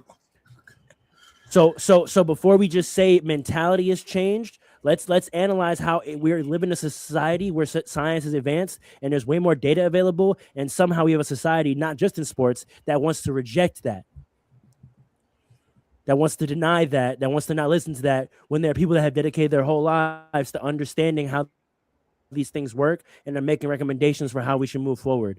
So no, I'm not going to put that on these guys, that they should just buck up and they should be challenging these opinions all the time, and that they're not playing when they don't want to because they just don't feel like it, and not because there's a staff of people who dedicated 30 years to studying who are saying, I don't think you should play.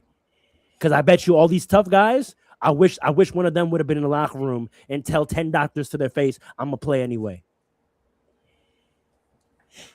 Not Ben Simmons. Who was I Yeah. gonna say? Ben Wallace would have done it. That's all I'm saying. Shaq Yeah.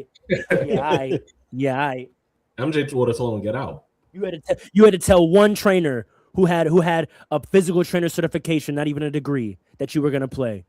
Homie was like, all right, cool. I mean, I think you should stretch, but like, yeah, sure. I'm talking about guys with PhD in this shit, bro. Telling you how this muscle connects to that muscle and how 7 more minutes on this muscle it's gonna tear, and you're gonna be like, they nah, don't I'm have good though. biases too. Like, come on, bro. They still got biases. All right, let's move on. I know. I'm just saying we framing it as if these guys are just blowing it off, like there isn't a new element in the sports world that didn't exist. It didn't exist back then. Last points, Drain Allen. Should we move on to Jaden Ivey? Lower it down. That's my last point. Make it 65 to bring it 60 or 55. I don't know, but lower it down. Or NBA, hit me up. I got the tier idea. What's the qualifying for stats? You know how the leaderboard you have to hit qualifying to be on the top 10 or something, like you can't play 10 games and average 30 and be in the league. Yes, I think it's certain. Why isn't it the same? Why is it the same thing? Good question. It might be. That might be it. I don't know. But good question. There has to be a certain amount of games. Right? Well, no, it scales. It scales, right? Because if there's only been 10 games, it can't be 65 games to qualify for leaderboard. So it has to scale. Feel me? Good. Yeah, good question. It's probably a percentage of the games. Yeah, you're right. They should do it like that. Probably. Or maybe not. I don't know. This man, Nomad, is a Clippers fan, so you've seen enough evidence. I was right. That's I a wasn't fact. thinking about He's that, talking but about all right. defending Kawhi. That's Well, nasty see, work. the reason that won't work, Pharaoh, is because at a certain point you're gonna hit that percentages, and the rest of the season you could then pick and choose. Like the spirit of the rule is to protect players from wrestling. Once they hit that, then they're gonna start. So I can see why they want to do it like that. I don't know. The league has to get their heads together and figure it out. It's hard. It's a hard problem to fix. That's the problem. It's a very hard problem. I agree. Yeah. Do we want to touch this Jaden Ivey thing? I want to keep it very top level. Listen, I'm not going to contribute. I'm going to fully moderate because I want to keep this very top level. If I sense us going down a rabbit hole or deep, I'm cutting this off. I'm going to protect our brand at all costs. What does that mean? You'll understand what it means when I moderate. I'm going to ask a very specific question to frame the conversation. So Go, give a preliminary like Jaden Ivey? See, here we go. Oh man, we got to talk about it. The way I was going to frame this conversation is not squarely in the Jaden Ivey thing, but we have some people in here whose professions either tangentially or directly deal with rights and obligations pursuant to contracts, right? Of course. I want to know all of your opinions about how public conduct informs or should not inform employment status, namely character clauses or morality clauses or public representation clauses in employment contracts such that it gives grounds for termination. That is the specific. We don't have to get into the nature of it, but just in terms of those dynamics and rights and obligations, I want to know how y'all feel about that. I wonder about enforcement when you bring up that question, because what qualifies? We've been asking that question. Maybe that's what we'll name this episode. What qualifies, right? Can I? Hold on. You cooked. Hold on. He did good. I'm not gonna lie. Wait a second. Anyway, so my question is, you must be gassed the whole rest of the episode. So I want him to be a little gas. Go. He Right. deserves to be gassed sometimes. So Look at him. He's blushing now. Look at him. Look at him. Look at him.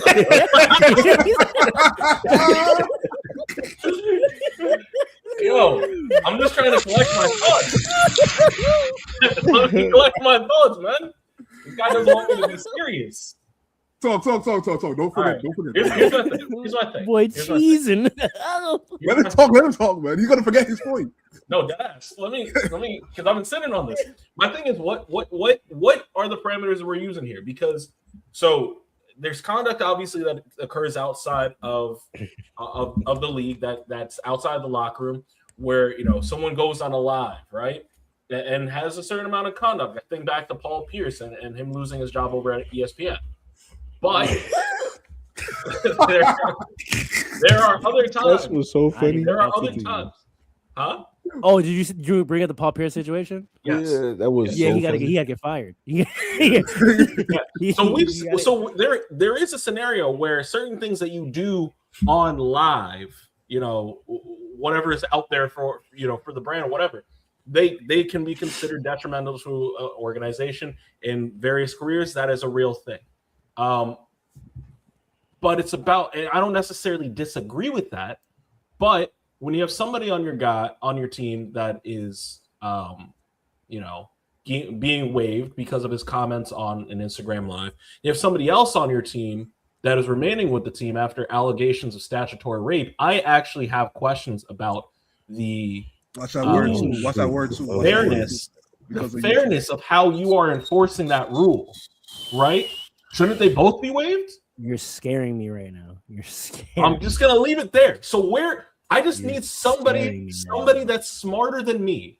Okay, somebody that knows a little bit more. That's just let me know, Alan. Yeah. I know you. Listen, I think all of you guys are smart guys. So tell me where I'm missing it.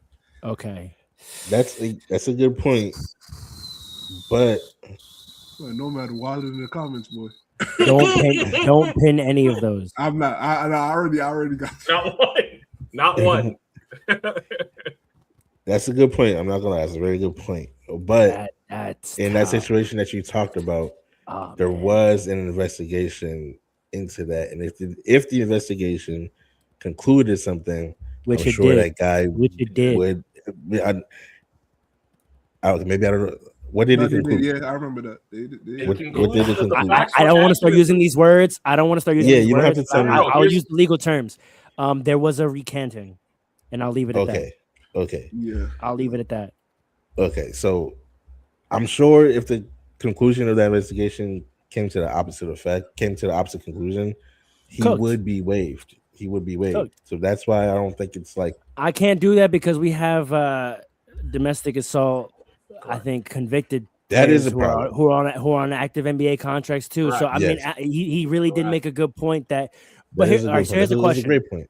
I think it does set up. There is a shifting scale.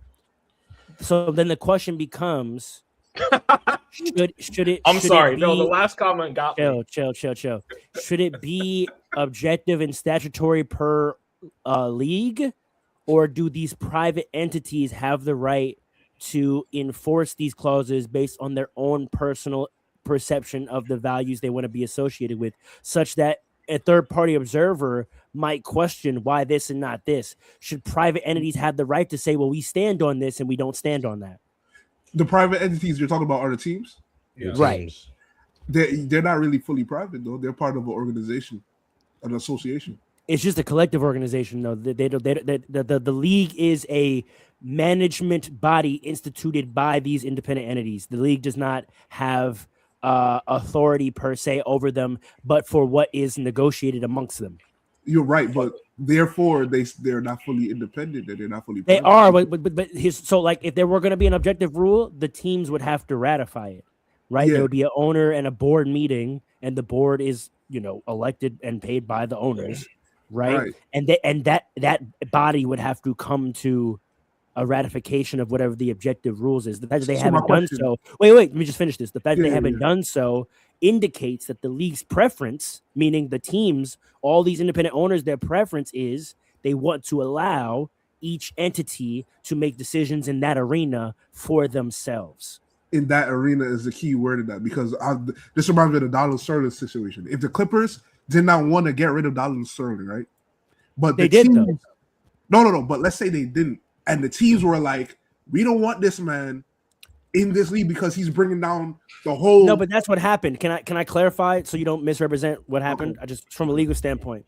So the Clippers, he owns the Clippers. So there is no the Clippers wanting to get rid of them. He is the Clippers, right? Well, so that's the difference. When there is no he is the entity. So now you're talking about the entity itself poses a threat to the organization. That then allows the other entities to come to a consensus about how to address it. That's why the managing body was allowed to come to a decision about that. Now, there were defectors. There were individual owners that said, we don't really agree with that. But there was enough of a consensus for the managing body that the owners elected to make the decision. This is different because you're talking about a subcontractor. You're talking about an employee of the entity. If we were to put that to consensus, that means you're now submitting and consenting to the management body of all these entities being allowed to tell you what to do with your employee in that arena. Now with CBAs, we do that, right? We all have come to an agreement about how you can pay these guys or how you can trade these guys. But now we're going even deep. This would be a market significant going deeper into how you run your company, right? In a way that doesn't necessarily affect the rest of us from a competitive standpoint. You can argue that maybe it does from a brand. If we let you wild out and do whatever what your employees, the whole NBA looks crazy. That would be an argument for. But the argument against would be like there's a CBA because how you use money affects all of us competitively.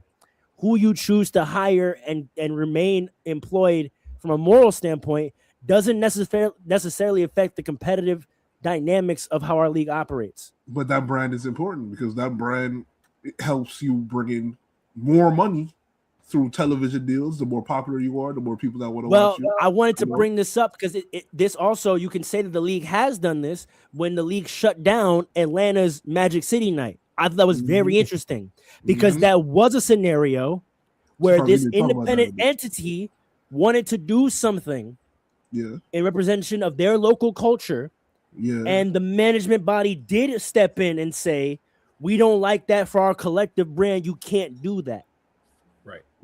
So, but then the question becomes then when teams do make their independent decisions on employment, is it possibly they're getting ahead of what they know the league is going to do anyway?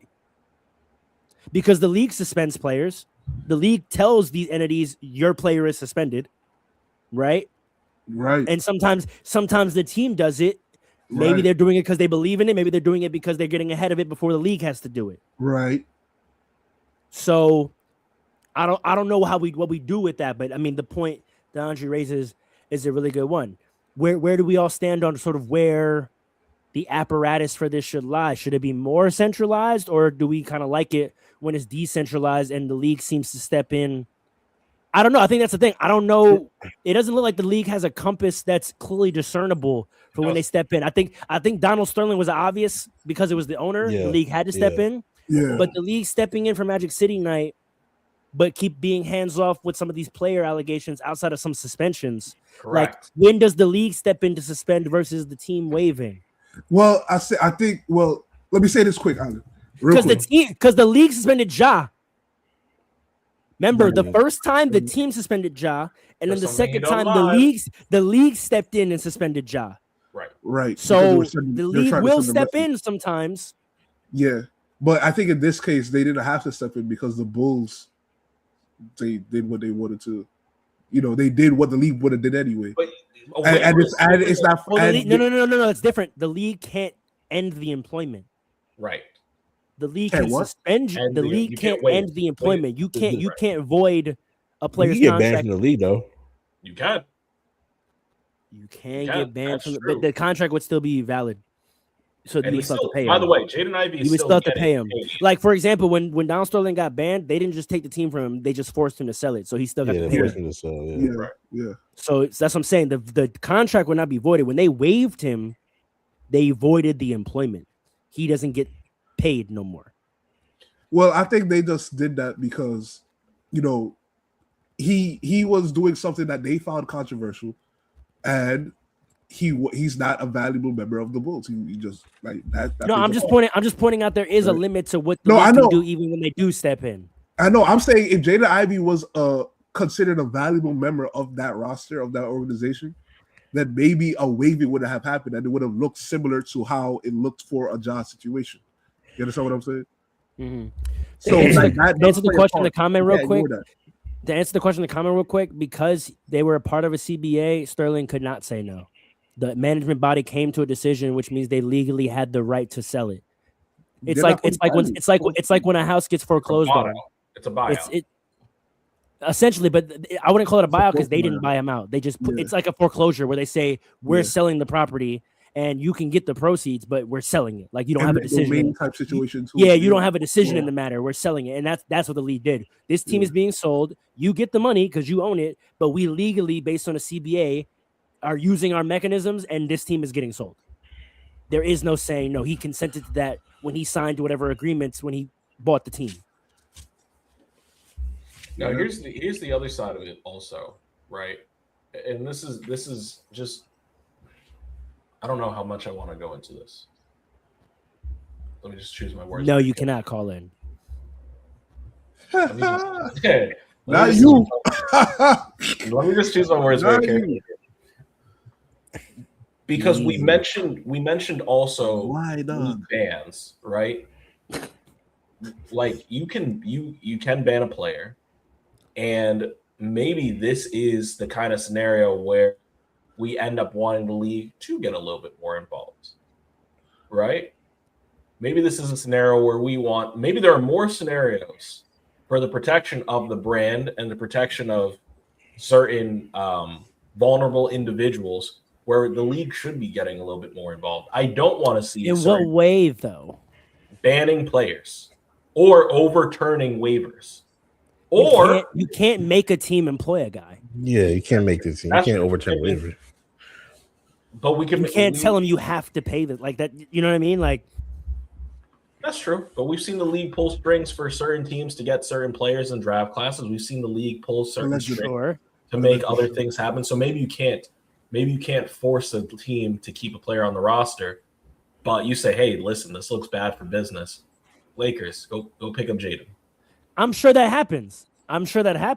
Now, what the thing is here is maybe this was a thing where the league didn't feel a threat, and this truly was a personal decision for that brand and that organization, where like it didn't rise to the level of the league feeling like it was that bad, but those individuals in charge in that business were like, we don't want this. But the league, but he's a free agent. Any team can pick him up if they so choose. If another team feels differently about it, Right. So, first of all, I do want to point out that from everything I read and heard, I didn't watch the whole live, but for everything that I read and heard, it seems like if you listen to the whole live, you kind of can come to the conclusion that he's not doing okay. Not meant to be there. You don't even have to listen to the whole thing. He said it himself. He said he was coming. weeks ago, by the way, weeks ago. Yeah. And So I after want that, to put he that went on out. a podcast and was like, "I've been suicidal. I've been depressed." Oh wow, I didn't even heard that. He's That was been- last he's year been- though. What did he say? No, that was recently. Nah, that was after the trade. After Wow. He's Okay. been after the going- trade. He's been going through a lot. So Yeah. whatever, Yeah. I don't know for mental health. Also, sorry, just to cap this off for talking about men's mental health and all that other stuff. Like this is not a great messaging. No matter how you cut it. So Why do you say that? What I was gonna it's say- non-supportive. Go ahead, Alan. Go ahead. What I was gonna say is, if you also read into more of the reports, it wasn't just this one thing in a nutshell. The team has been dealing with a lot of different things from him, like the past A lot of year or infractions. so, the past couple months at least. And the Pistons too have been dealing with a lot of stuff, from making other teammates uncomfortable, asking reporters certain really personal questions that he shouldn't be asking them. So it's a lot of different things that you're dealing with. So it wasn't just a one-time thing. Yeah. I think it's got to a point where they couldn't deal with it anymore. And to answer Rose's original question, I think that's why it's better to keep it maybe not decentralized, if the league can stay out of it, and keep it more like team-based. I think the team has more like context and Right. more ability to put in efforts to rectify it, and just more resources maybe to deal with the situation. So I feel like because this wasn't a first time thing, it's been something they've been trying to deal with. That was probably like the icing on the cake, which led to him being wavered. So I don't know what's. I hope he still ends up getting the help they need, but maybe. Yeah. Who knows? Maybe the team officials thought this is the only way he could get the help. You know what I mean? Maybe this is the only way he could get the help, because if he's not with us anymore, maybe other people can, like, has more free time, whatever the case is. He could maybe he exceeded their capacity. Flag. Exactly. Hold on. I put this up for a reason though. I think we need to be careful. I see a lot of people on social media and on different platforms say exactly what you said, Alan. And I think we need to be careful, because everything that all these infractions he would attach to his faith, right? So we need to be careful. Now, hold on. I don't want to analyze what that's my point. They came to. I don't want to do that. But that's my point. We gotta be careful. That's all I'm saying. We gotta be careful. I think even making that statement that, like, we're not equipped, like, let's just talk business. We're not. I'm just saying, let's just talk the business side of it. We're not equipped to. No. Okay, but let me just respond to that really quick. Like, oh boy, I'm cutting. No. But Pharaoh, no. In all honesty, you can't allow Alan to say that, and then at least not allow me to say. But he did. But he framed it from what was said already. In terms of this being under the cover of mental health, how each and every incident how each and every incident either qualifies or doesn't qualify as mental health, we're not equipped to discuss. We're not equipped to discuss that. We're not equipped to discuss that. He wouldn't say that mental health. We're not. Like, it's undeniable that the conversation has a mental health narrative to it. That's something we can say because that's a fact. What aspect of what is mental health? We're not equipped to talk about that. We're not doing that. We're not doing that. That's all I'm gonna say. We're not doing that. That's all I'm gonna say. Let me just say this one thing. Like, I understand what you're saying, Paul, but the behaviors that were described still kind of fall. But listen, it's been portrayed as that. I think we should leave it at that. It's been portrayed as mental health being an issue. There are comments verbatim from the gentleman's mouth that evoke mental health. We are not about to evaluate the veracity of that. We're not equipped to do that. I'm not trying to. Exactly. So we're not going to. Okay. Does anyone want to address more of the business side of it?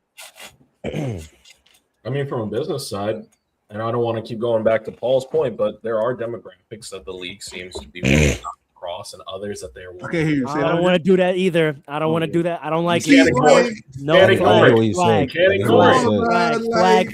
Flag on the play. Not doing it. No, flag is a great word to use. I appreciate what you trying to do. I'll leave. I swear to God. I'm not coming up. I swear to God, I'll leave. I swear to God, I'm not being associated. I'm not coming up at anybody. We're not doing that. We're not doing that. We're not doing it. We're not doing it. We're not doing it. This is a basketball podcast. We're not doing that. We're not doing it. I appreciate what you're doing. If y'all want to do that, I can leave. Let me know. Y'all want to talk about that? I can leave. No. You can say. I don't want to stop y'all from talking about what y'all want to talk about, but I'm not going to share a platform while you do it. Nah, listen. I appreciate what you try to do, Pharaoh. All right. Then let's do it then. But if you don't want to, I can leave. I can step out. No. We good. It's, as far as like the league versus the team and who makes the decisions and all of that, it varies. You know what I mean? Like they're not. You say they're private. They're not fully private. From the time you understand what I mean when I say private, like what do you think I'm saying when I say private? Because I'm speaking from a corporate structure standpoint. Yeah, they are a private. They're not a public resource. It's not a public corporation. Though. Independent and private are two different things. That's why I want to clarify. Because you keep challenging private. They are, in fact, structurally, corporately a private entity. Right. Meaning they are above discretionary oversight for their decisions in certain arenas. They're not a public entity. No state, no municipal entity has management oversight over their operations. Is what I mean by private. They're a private company. That's a fact. But the reason most people I think associate independent and private. Like, we're more elevated and we can use the discretion to understand what we're talking about, because we're talking about business. So I'm going to use business terms. That is a private company. When we talk about employment statuses, Whether you work for a private company or for the public interest matters in terms of your employment rights, right? So that's a private company. They have a certain latitude to make their own employment decisions that they want. You sign a contract that dictates your rights and obligations, and that contract, if legal, is enforceable. Right. So Whether public sentiment agrees with it or not. right. So yeah, they're not independent, but because of that, it kind of varies. You know what I mean? And because they're collectively owned, because the owners are the boss, right? It's not. They're not collectively owned; they're collectively bargained. It's very different. Yeah, my fault. Because they're collectively because they are the bosses and not the commissioner. Correct. The way they kind of move is, all right, if you're not going to do something, but we feel that this needs to be done, then we're going to step in, which I think that is okay.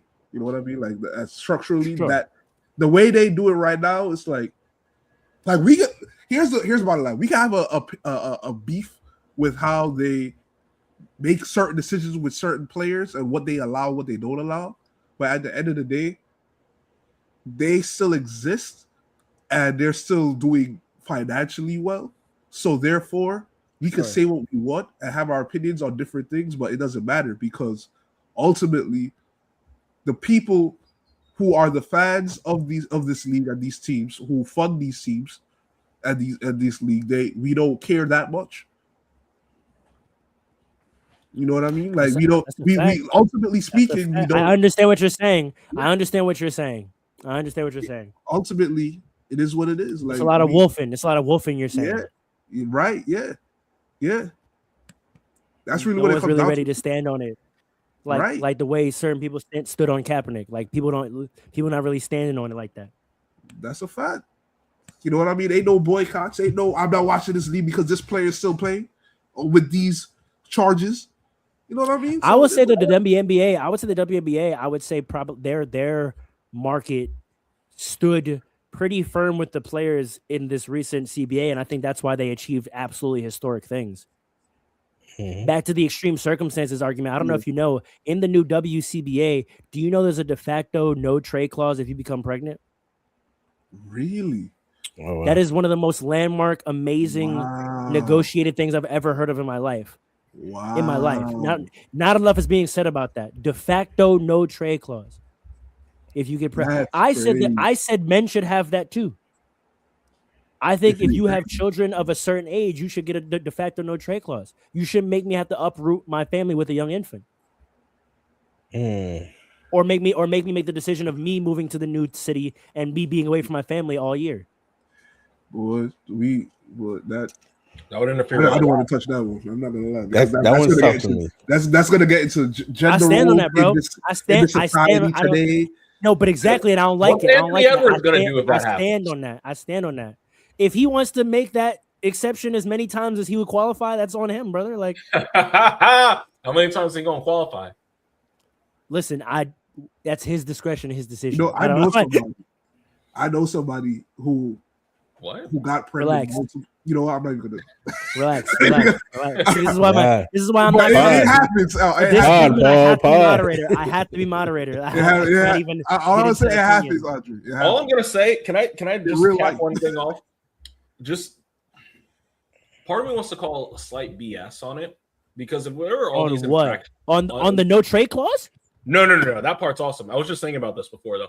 With Jaden Ivey, with all these apparent infractions that are coming back, because I wanted to circle back to Alan said, why wait? You got all these infractions. Why wait? That's what will never be known. We'll never know how the internal handling went to lead to this decision. We'll never know that. They weren't public. We'll never know that. We'll never. Oh, that's often what it is, right? Yeah. Like, did Memphis know that Ja had guns? Right. Right. Were they aware? They were supplying him? Gilbert Arenas says all the times, like, it wasn't a secret that he would bring his guns into the arena. Right. But when you got caught because you did some dumb shit, now, you know. Is it waiting or you giving them multiple chances? We'll never know. We don't know. We'll never know. Is there like a conversation that happened before this? Like, listen, while you're away from the team, you're supposed to be rehabbing. Please don't go on live because we'll have to retaliate. And then he goes, forget that. Hey, let me tell you something. We'll never know, bro. We'll never know.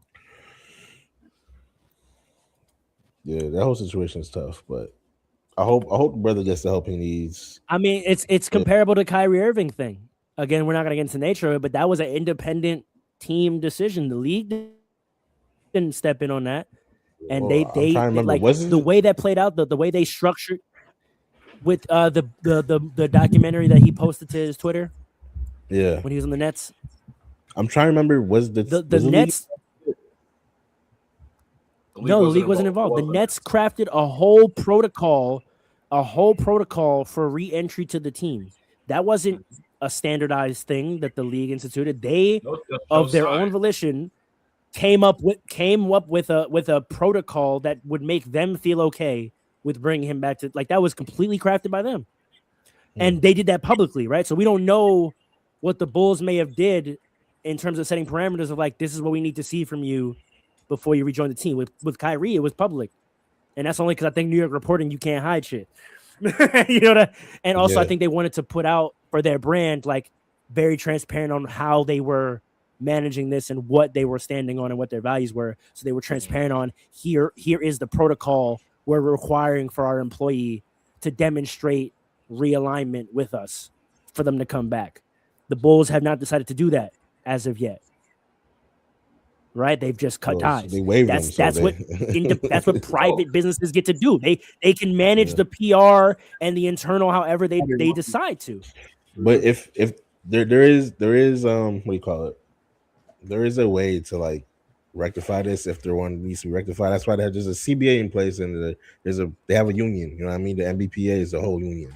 So if there is something wrong there on the side of the Bulls, yeah, that will be. You know, we're going to see it. Something's going to shake eventually if there is something to shake. So yeah, like maybe the CBA has it that there has to be documented track record for that clause to be used. Yeah, and you can't just evoke the clause without there being documented whatever. So we don't know. We don't know what the clauses say. We don't know what the agreements are.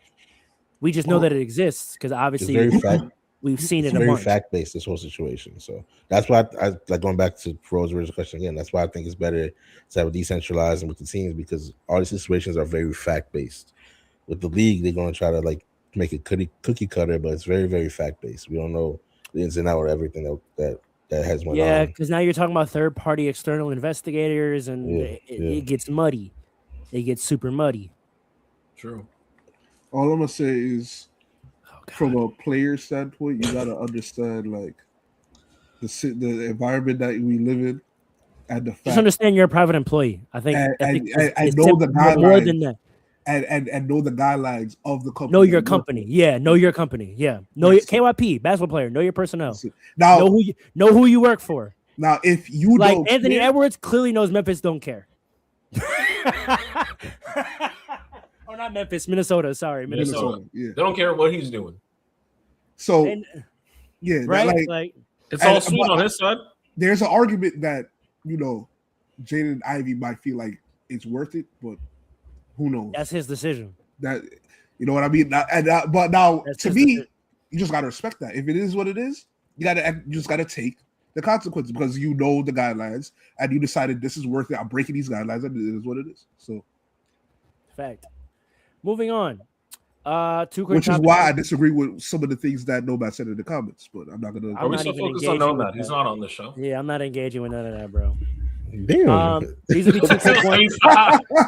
Let me stop. Nomad, we love you, brother. Maybe you could call in another day, bro. No. Because you gotta hold on to this and then bring it, and then next season. He's not calling in until next season.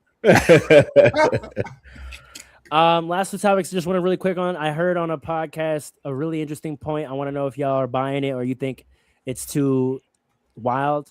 Yes. So with all the tanking conversation, and I think Bill Simmons and someone else, or maybe it was just 2 random white guys, they were talking about how, like, the league maneuvers certain things, and they were trying to sniff out. They were like, and this has already kind of happened once. Is the league about to maneuver to get the Warriors a top draft pick? I wouldn't be surprised. They framed it as an anti-tanking mechanism. because this team is bad but isn't tanking. So will the league maneuver to get them a top pick as to decentivize Boy. taking? Like, Elaborate okay, I'll elaborate. So all y'all that have tanked, right? Thinking you're gonna get a top draft pick. No we're more. gonna get a top draft pick to the team that has a better record than all of you and tried, but just sucked. That is bad. That Like they tried the Warriors ethically suck. Yeah, Like they actually are just bad, but clearly have been trying, and their star has been hurt, and they just haven't been able to get it done. What if the league were to maneuver and get them a top draft pick to incentivize? That's how you go about it. maneuver as in what? Just giving them the pick? Like what they did with Cooper Flag. What about Milwaukee? Allegedly. Allegedly, yeah. Allegedly. like what they did with the Warriors and James Wiseman. Allegedly. I mean, that would Feel me? be a wake up call. Maybe that might be what the league needs, but at some point, like something gotta. I don't know. At some point, it becomes like too scripted. Then, like, there has to be some veil there. I feel like if the Warriors got a top pick, then it's kind of like a slap in the face to me, because like it's either this thing is real or it's not. Do y'all really have a lottery system, or are you really choosing these? Like at some point, someone got to shake to me. That's just my personal. I think there's no real solution for this either. I'm not gonna hold you. Like you What, can't for stop tanking? tanking. How are you gonna stop tanking? You gotta If you're change the whole whack. system in a different way. You said what? You gotta change the whole No, system. we're not up. about to do that. We're not about to do. There's no distinction between whack and tanking. There's very No. clearly But see, here's the thing, right? If you are whack, but not whack enough to give yourself a good percentage, a high percentage of getting the number one pick or a lottery pick at least, right? Right. Wouldn't that make more sense for your franchise going forward to tank? Like we forget why No people one tank. challenges that it makes logical sense. We just don't like it. We don't like it, but because it makes so much sense, how can you stop it? By making it make less Exactly. sense. Because if doing worse didn't guarantee you the pick, then it no longer makes sense to tank. But in order to make it make less sense, you have to create a situation where the rich get richer. Is it the rich? Like, and that actually perfectly sets me up. Is it wrong for the Warriors to get a top draft pick? Like, they're bad, but they tried. Do we feel like the Wizards deserve a top pick more than the Warriors? Is it? But good then for how do parity you? If Okay, but how do you? Yeah, Question, Why but how do do you? I think? How do you then giving a- determine? right. Real quick question: how do you determine who, like, tried and like who didn't? You know what I mean? It's Like, very great obvious, question. bro. I think it's very obvious. I don't know if it's that there's obvious. going to be some teams out there who are literally just DMPs. bad because they're bad. Huh? DMPs, going back to the 65 game rule, DMPs, and this is how I was tying it in again. DMPs, because how many we didn't even talk about that scenario with the 65 game things. How many players are missing the 65 game DMP thing because they're on tankers? Forget the manipulating of the individual players to not have to pay them. What if you're the Jazz? Keontae George was probably at least third team All NBA, maybe had an argument for most of the season until the Jazz started tanking. Lauri Markkanen, hasn't he played like an all-star for the last 3 years? Yes, yes. So what about that? Again, teams escaping accountability because they're tanking. Now these guys don't get none of that because they're DMPing them.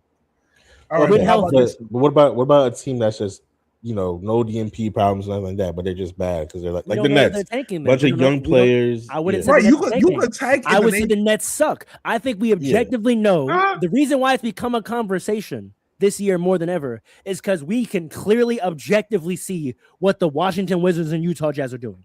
Right. We can see it. But are you saying the Warriors deserve a pick over a team like say the Nets, who just suck? Maybe not more. Maybe not Okay. more. But then Well, is hold there the top pick over them?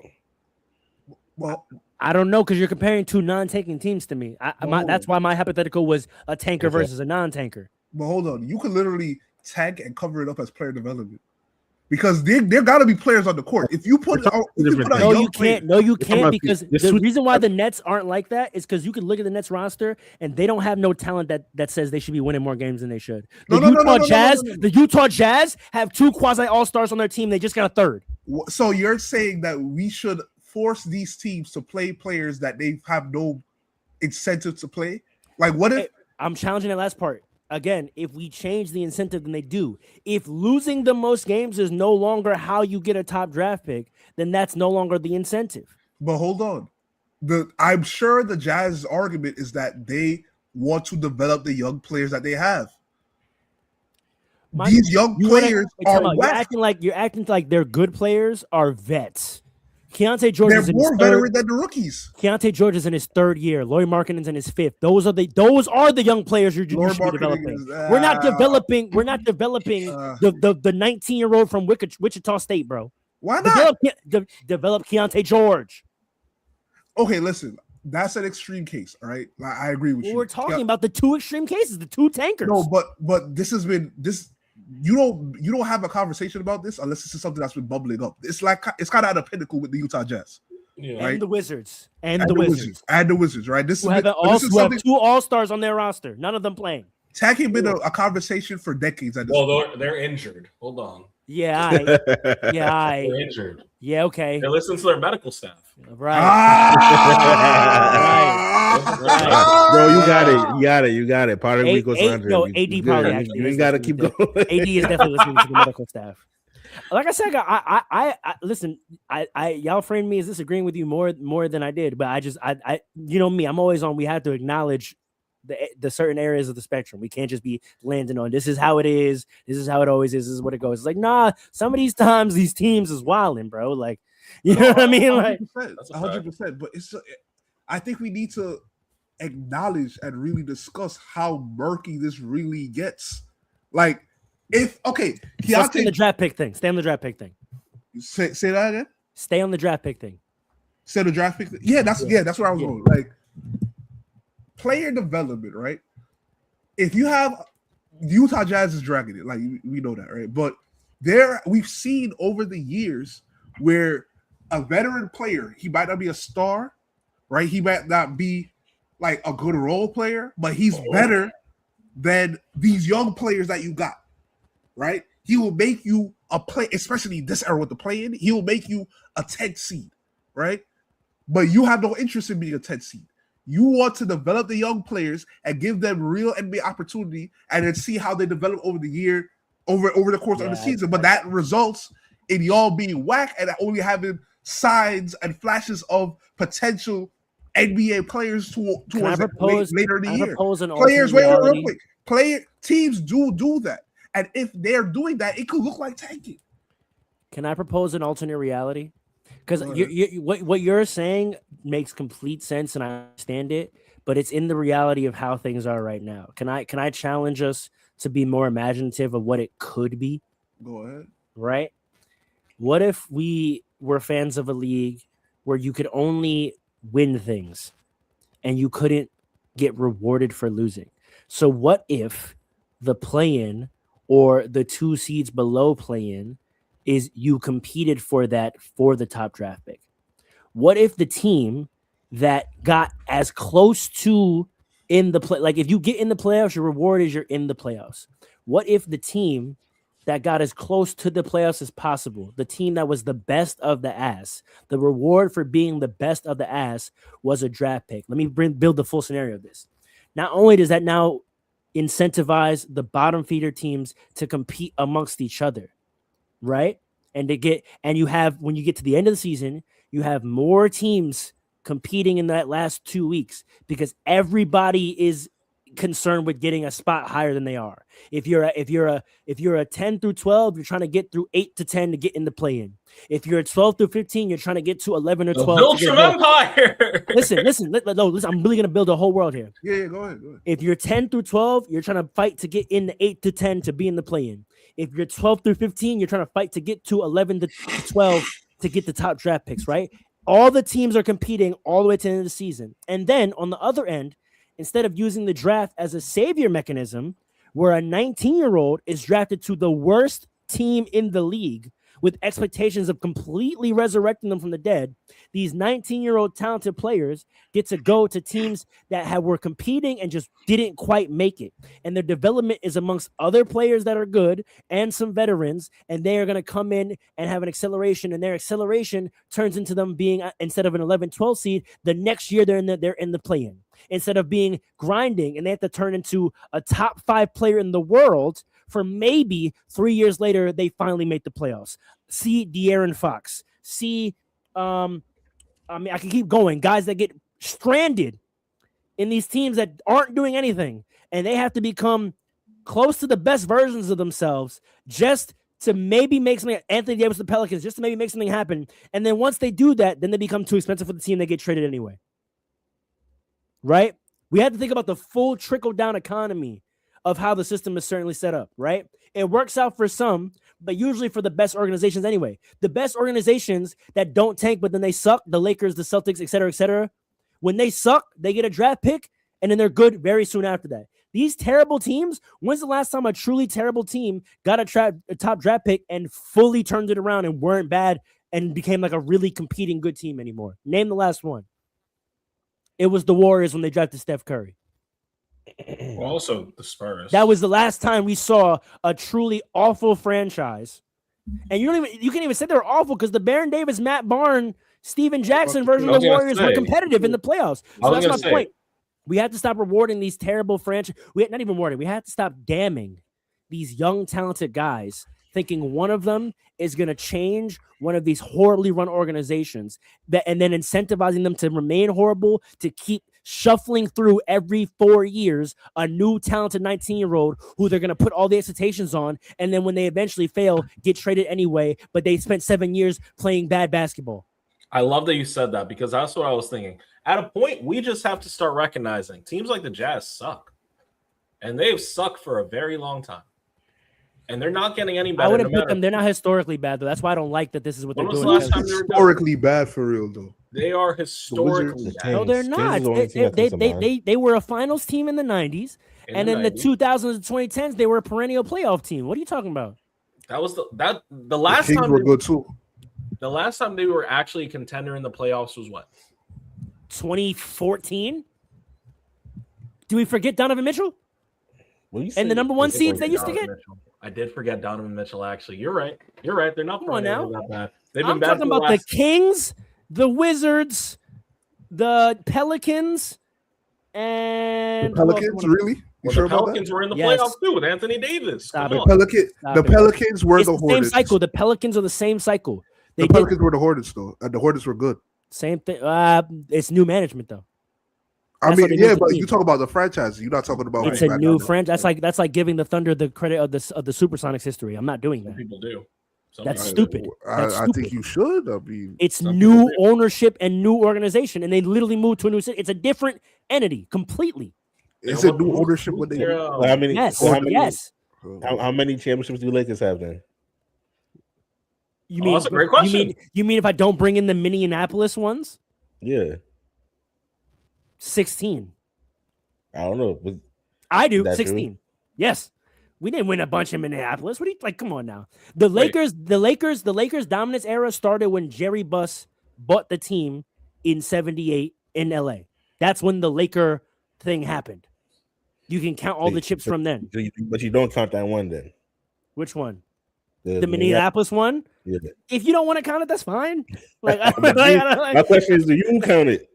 Not really. Right, I do not count the Minneapolis Lakers championship, bro. Even more so to my point, I don't think about that era in our history. When I talk about our history, I talk about when Dr. Buss bought the team. Like, I don't talk about the Minneapolis Lakers. Like, that's crazy. You think Memphis like talks about like the Vancouver history? No, but I think all that stuff is still in the books. Like it's in the books. You count it, but you know what I mean? Like when I say Nets legend, like I'm not putting Brooke Lopez with Jason Kidd and Dr. J. Like that's bro. Like y'all not in the same fraternity, bro. Dr. J from the New York Nets. I'm not putting y'all in the same. That's I brought up 3 different Nets. That's what I'm saying. I'm not putting Y'all are not in the same club. Like y'all are not alumni together. Yeah, That's but you weird. just put Dr. J with the New Jersey Nets.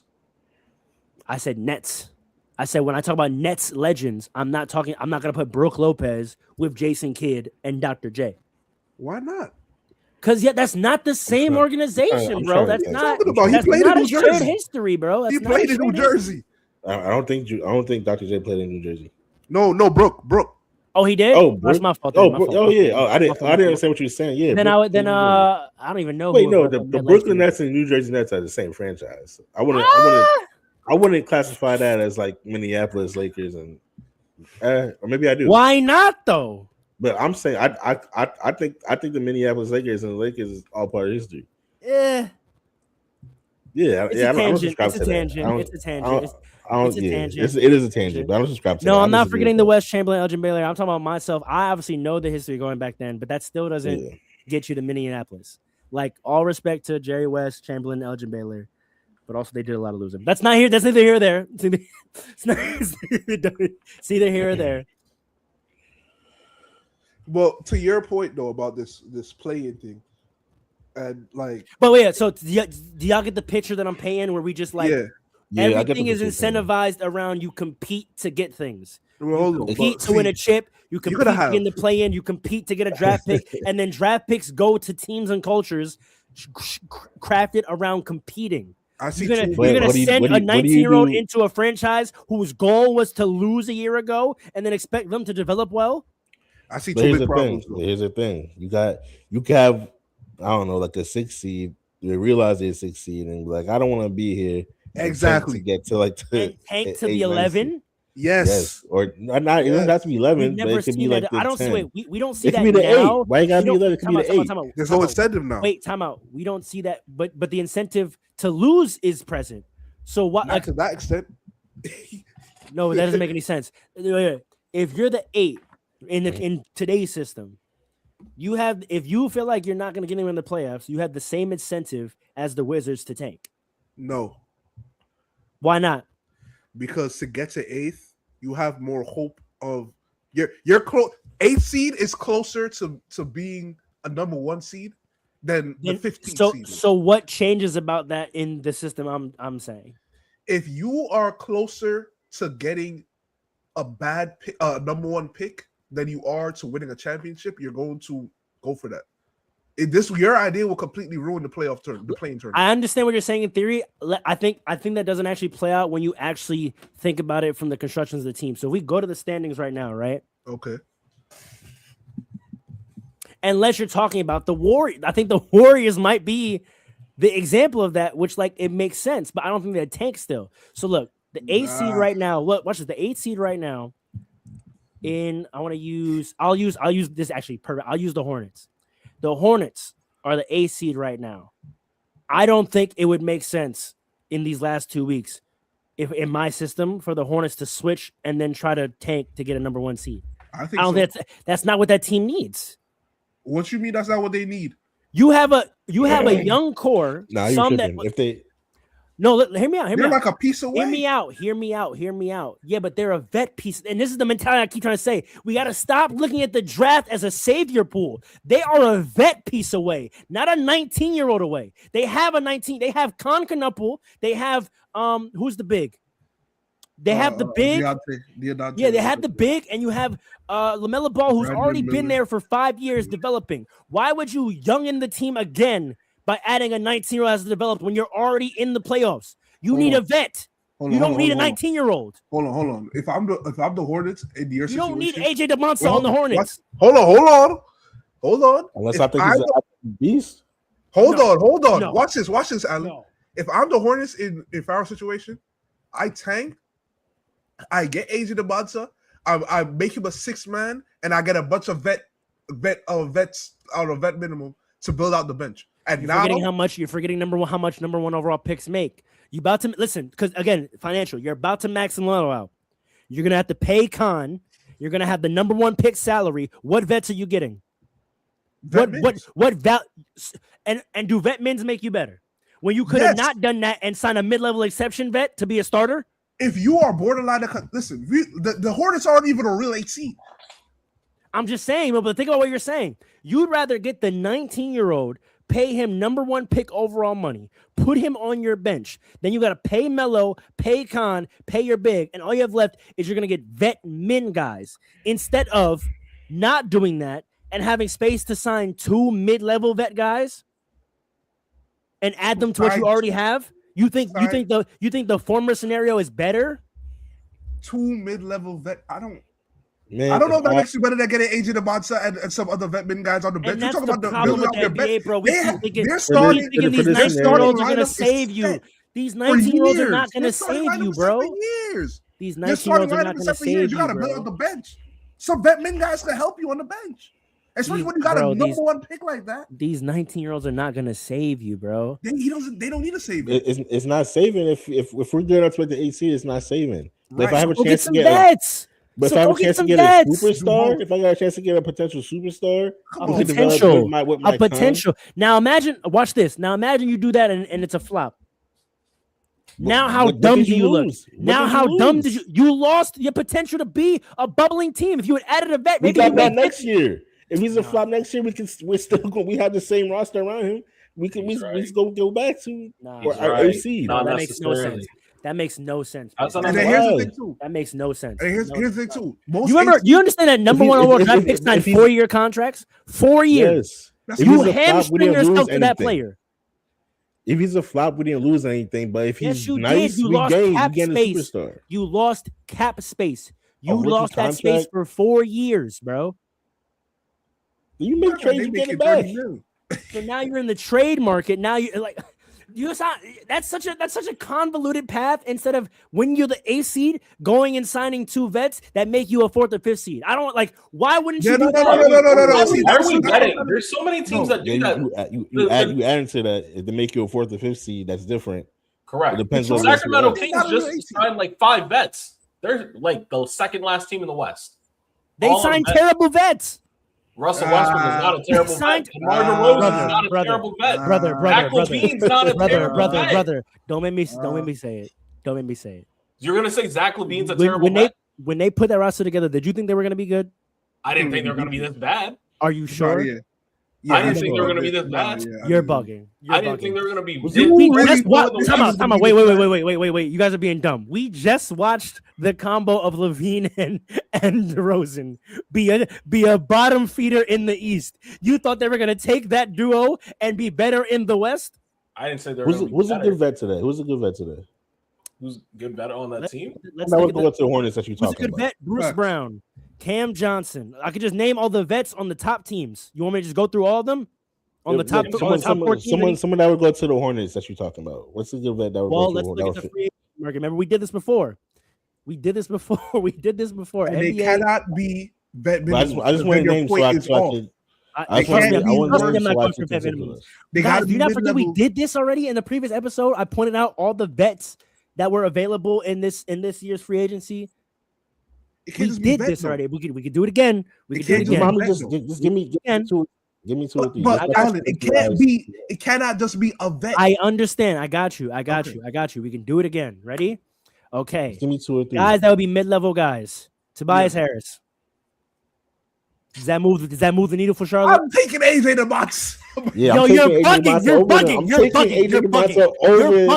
Over Tobias Harris any day. Look at the Pistons. I don't know. Look at the Pistons. You're bugging. You're literally bugging.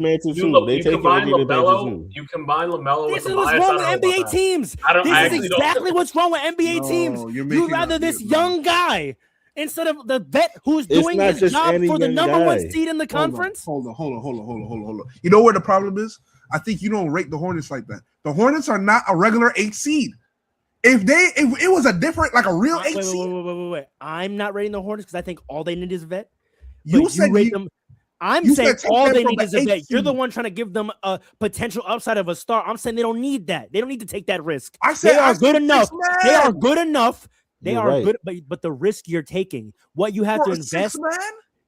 That's my point. You're investing what comes with taking a number 1 overall draft pick. Not really. For what you're hoping is just a 6th man. That's idiotic. That's idiotic. He's not going to be no 6th man. Exactly. No, Exactly, Allen, Allen. Allen. Exactly, You have to- Allen. Exactly, Allen. wait, Why the hell would you draft the number 1 overall to be a 6 He's man? a superstar. That's stupid as fuck. Wait, Oh, Allen, dude, Allen, well, Allen, what? hold on. At the end of the day, we don't know what he's going to be in the NBA, right? We Right. know he's talented, but we don't know what he's going to be. So I'm saying a They're team like not the built Hornets. equally, though. You keep Hold on. ignoring this. Wait, you act like wait, you just wait, say the player's name and you wait, get the pick, and that's wait, all that comes with it. There is a level of investment as a team, wait, financially and culturally, when you take a number 1 wait, overall pick. And to wait, do that and take that risk wait, when your upside for them wait, in terms of your vision, Paul, wait, is just 6th man wait, is stupid. That's wait, stupid. wait.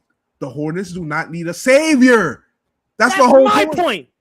So That's so my point. Hold on. So why would you not get a young superstar, potentially superstar You talent, keep ignoring this. on a You rookie keep- contract Paul, instead I'ma of say it- instead Paul, of getting I'ma say it Tobias again. Harris? What are we talking about? Paul, I'm gonna say it again.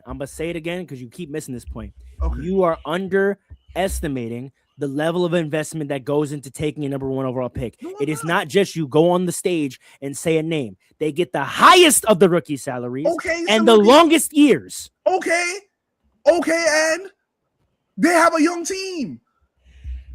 They have a young our team. point- You decide our Tobias is- Harris for the vet mid for 2 years and make a run. But you want to draft a number 1 overall pick who you're stuck with for 4 years. He's a rookie. The And upside like I said, you could get a bunch of you could get vet minimum guys all over the place. I don't even know if Tobias is a mid-level guy this time. you can get the Mansa and a vet minimum guy. That's You what can I'm still saying. get That's Tobias the whole Harris. point. accurate. That's a bug. That's Vet the accurate. Still get minimum to or a Tobias guy Harris that does after it. that. You do not This is the need problem with the some NBA. guy- This is the problem with the More- NBA. You guys more are than that. bugging. You guys are bugging. You want to take a number 1 overall draft pick to make him a 6 man on your It's team. low That's risk, crazy. high No, I'm not, That's I don't agree with That's that. I don't agree with crazy. no I know. serious That's what bullshit. Paul's saying. He sounds nuts. Yeah. He Hold on, sounds hold on, absolutely nuts. hold He on, sounds hold on. crazy. Hold on. What's the risk of taking AJ DeMonte and putting him at 6 man, Allen? It's For not the about the Hornets. risk. It's not about the risk. I'm not It's saying it. it's I'm the just saying amount I'm of not drafting. investment I'm you're not putting drafting him to do into that. for just a 6 Why man. not? What you're gonna mess up that core 5 that's rolling right now? Then don't I take the I number 1 think overall that's messing. pick. I don't think that's messing him up. I think No. He The fits- team. Paul, that's my exact point. I don't think If you- adding a if you talent like like that their would be core, messing why him do you up. need a To the number 1 overall starting pick? 5 that's already rolling. They have to develop chemistry and develop him. Exactly. So why would you take a number 1 I overall don't pick? think it's messing him up. Because if you put him at the 6 man, he can still have that free reign that he would have on a bad team potentially. Think That's about terrible. that. That's When you're a terrible. 6 That's man, you go out there, you do what That's you want. terrible, bro. That's terrible. That's Okay, wait. When you say That's stupid as hell. you talking about this is rookie year, Tell me- he's a sixth tell me man, what- he's a tell sixth me a man. team that would've made- Wait, Paul. And then Okay, Tell me a team- that's figure it fine, out. but I'm developing him to be a Tell me a superstar. team though, where that right? would have made sense for Cooper Sure. Flag Look this at year. Harden. Like a Harden. Tell Like a me a James Harden. team. Tell me a team. The Thunder Fair were enough. bad. They didn't have anything for him to mess up. Tell me What? a team. The Thunder were bad when they drafted Harden. There was nothing for him to mess up. But Tell he me a team- continued to Listen stay to me. there. Listen to me. Tell me. And what eventually happened? And what do you say they should have The done? worst thing they would bring up Harden because what And did they what- do? And Because what did they do? should have done? It doesn't matter. What did they do? Oh, What did they come do? on. Worst example you could have brought up was It James Harden. doesn't That's a matter. perfect example of what I'm It saying. doesn't matter. Worst thing you could have brought up was He James said Harden. It doesn't matter. But stroll it back. Tell me a team where that would have made sense for Cooper Flag to be number 1 overall and go be their 6th man and work that through. The man just had 50. The Warriors. Tell me a team where it made sense to put Cooper Flag on them as their 6th man. The To Warriors. be honest, you think he would? Are you dumb?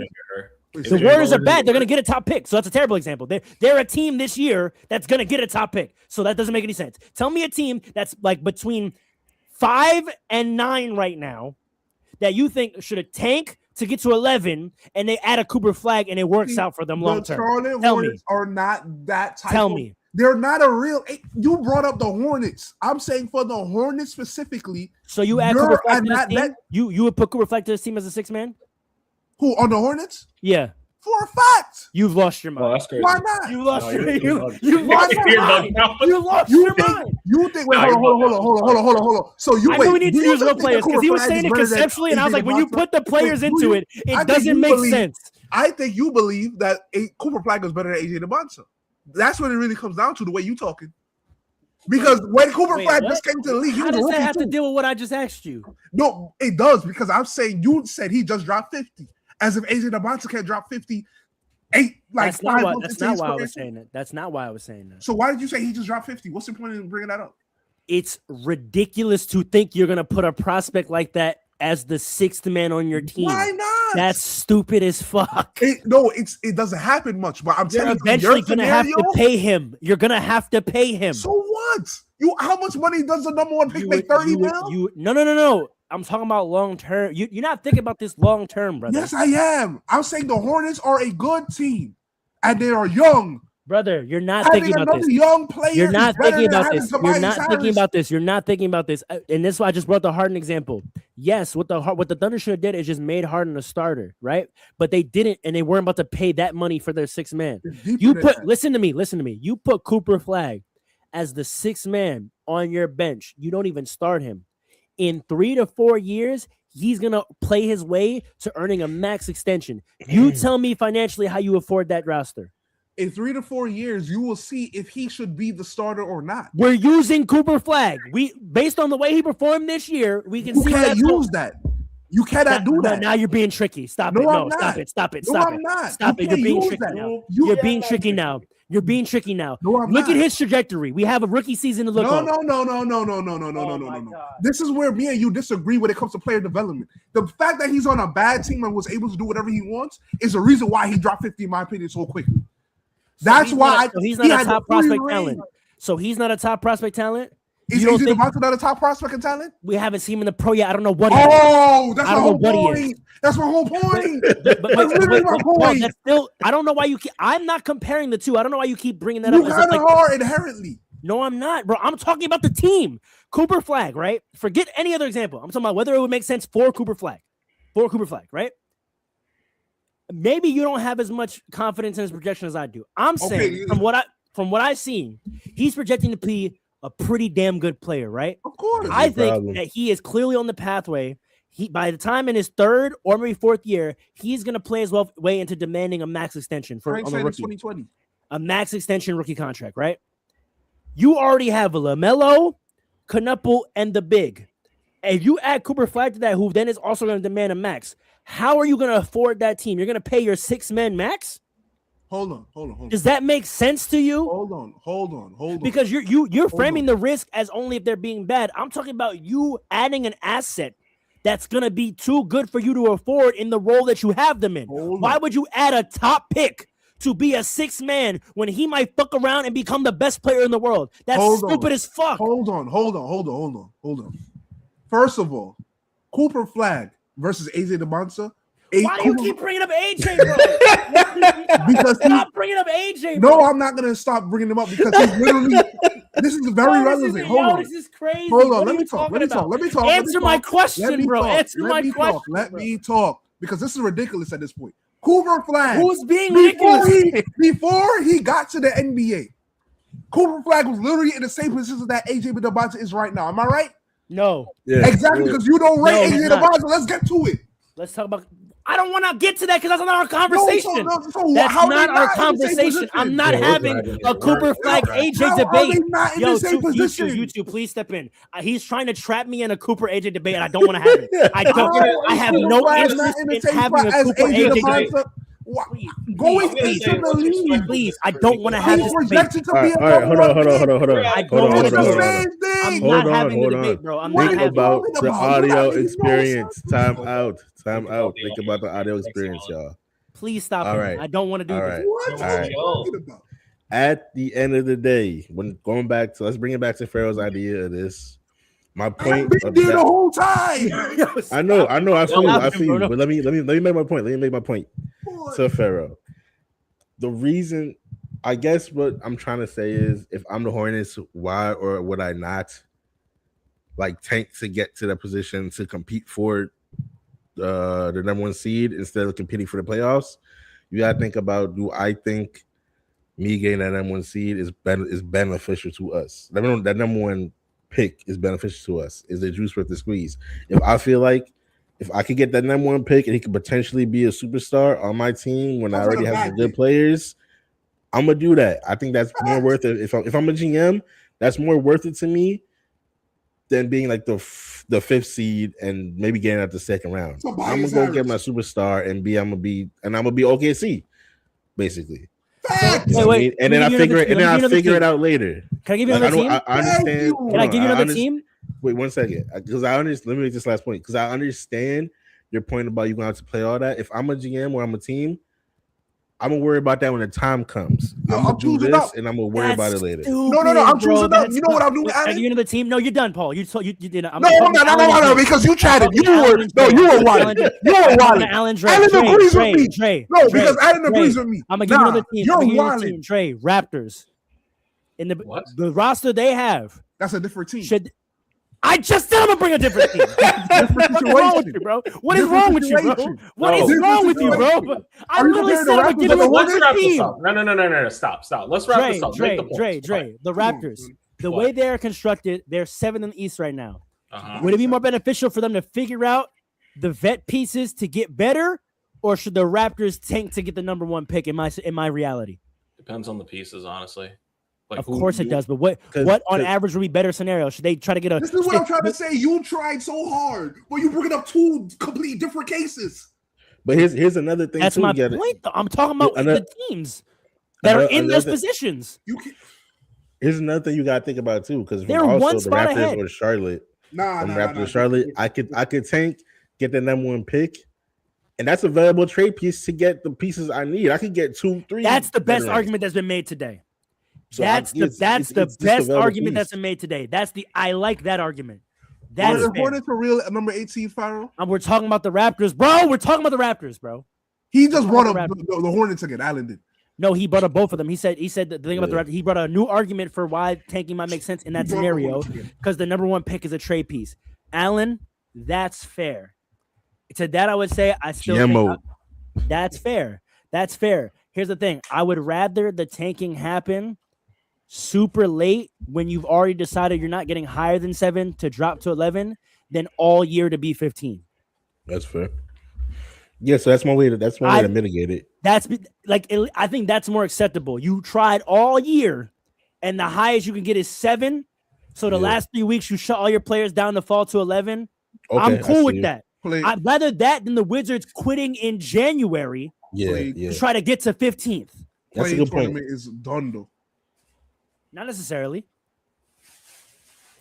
Because your players still got to go for that. Brandon Ingram, I think he wants to get into playing. Yeah, but if you don't play him in the fourth how about what happens when two teams get in the playing tournament and they both so they both got to win to get the playing tournament? Exactly. Then who makes the playoffs? But who makes the playoffs then?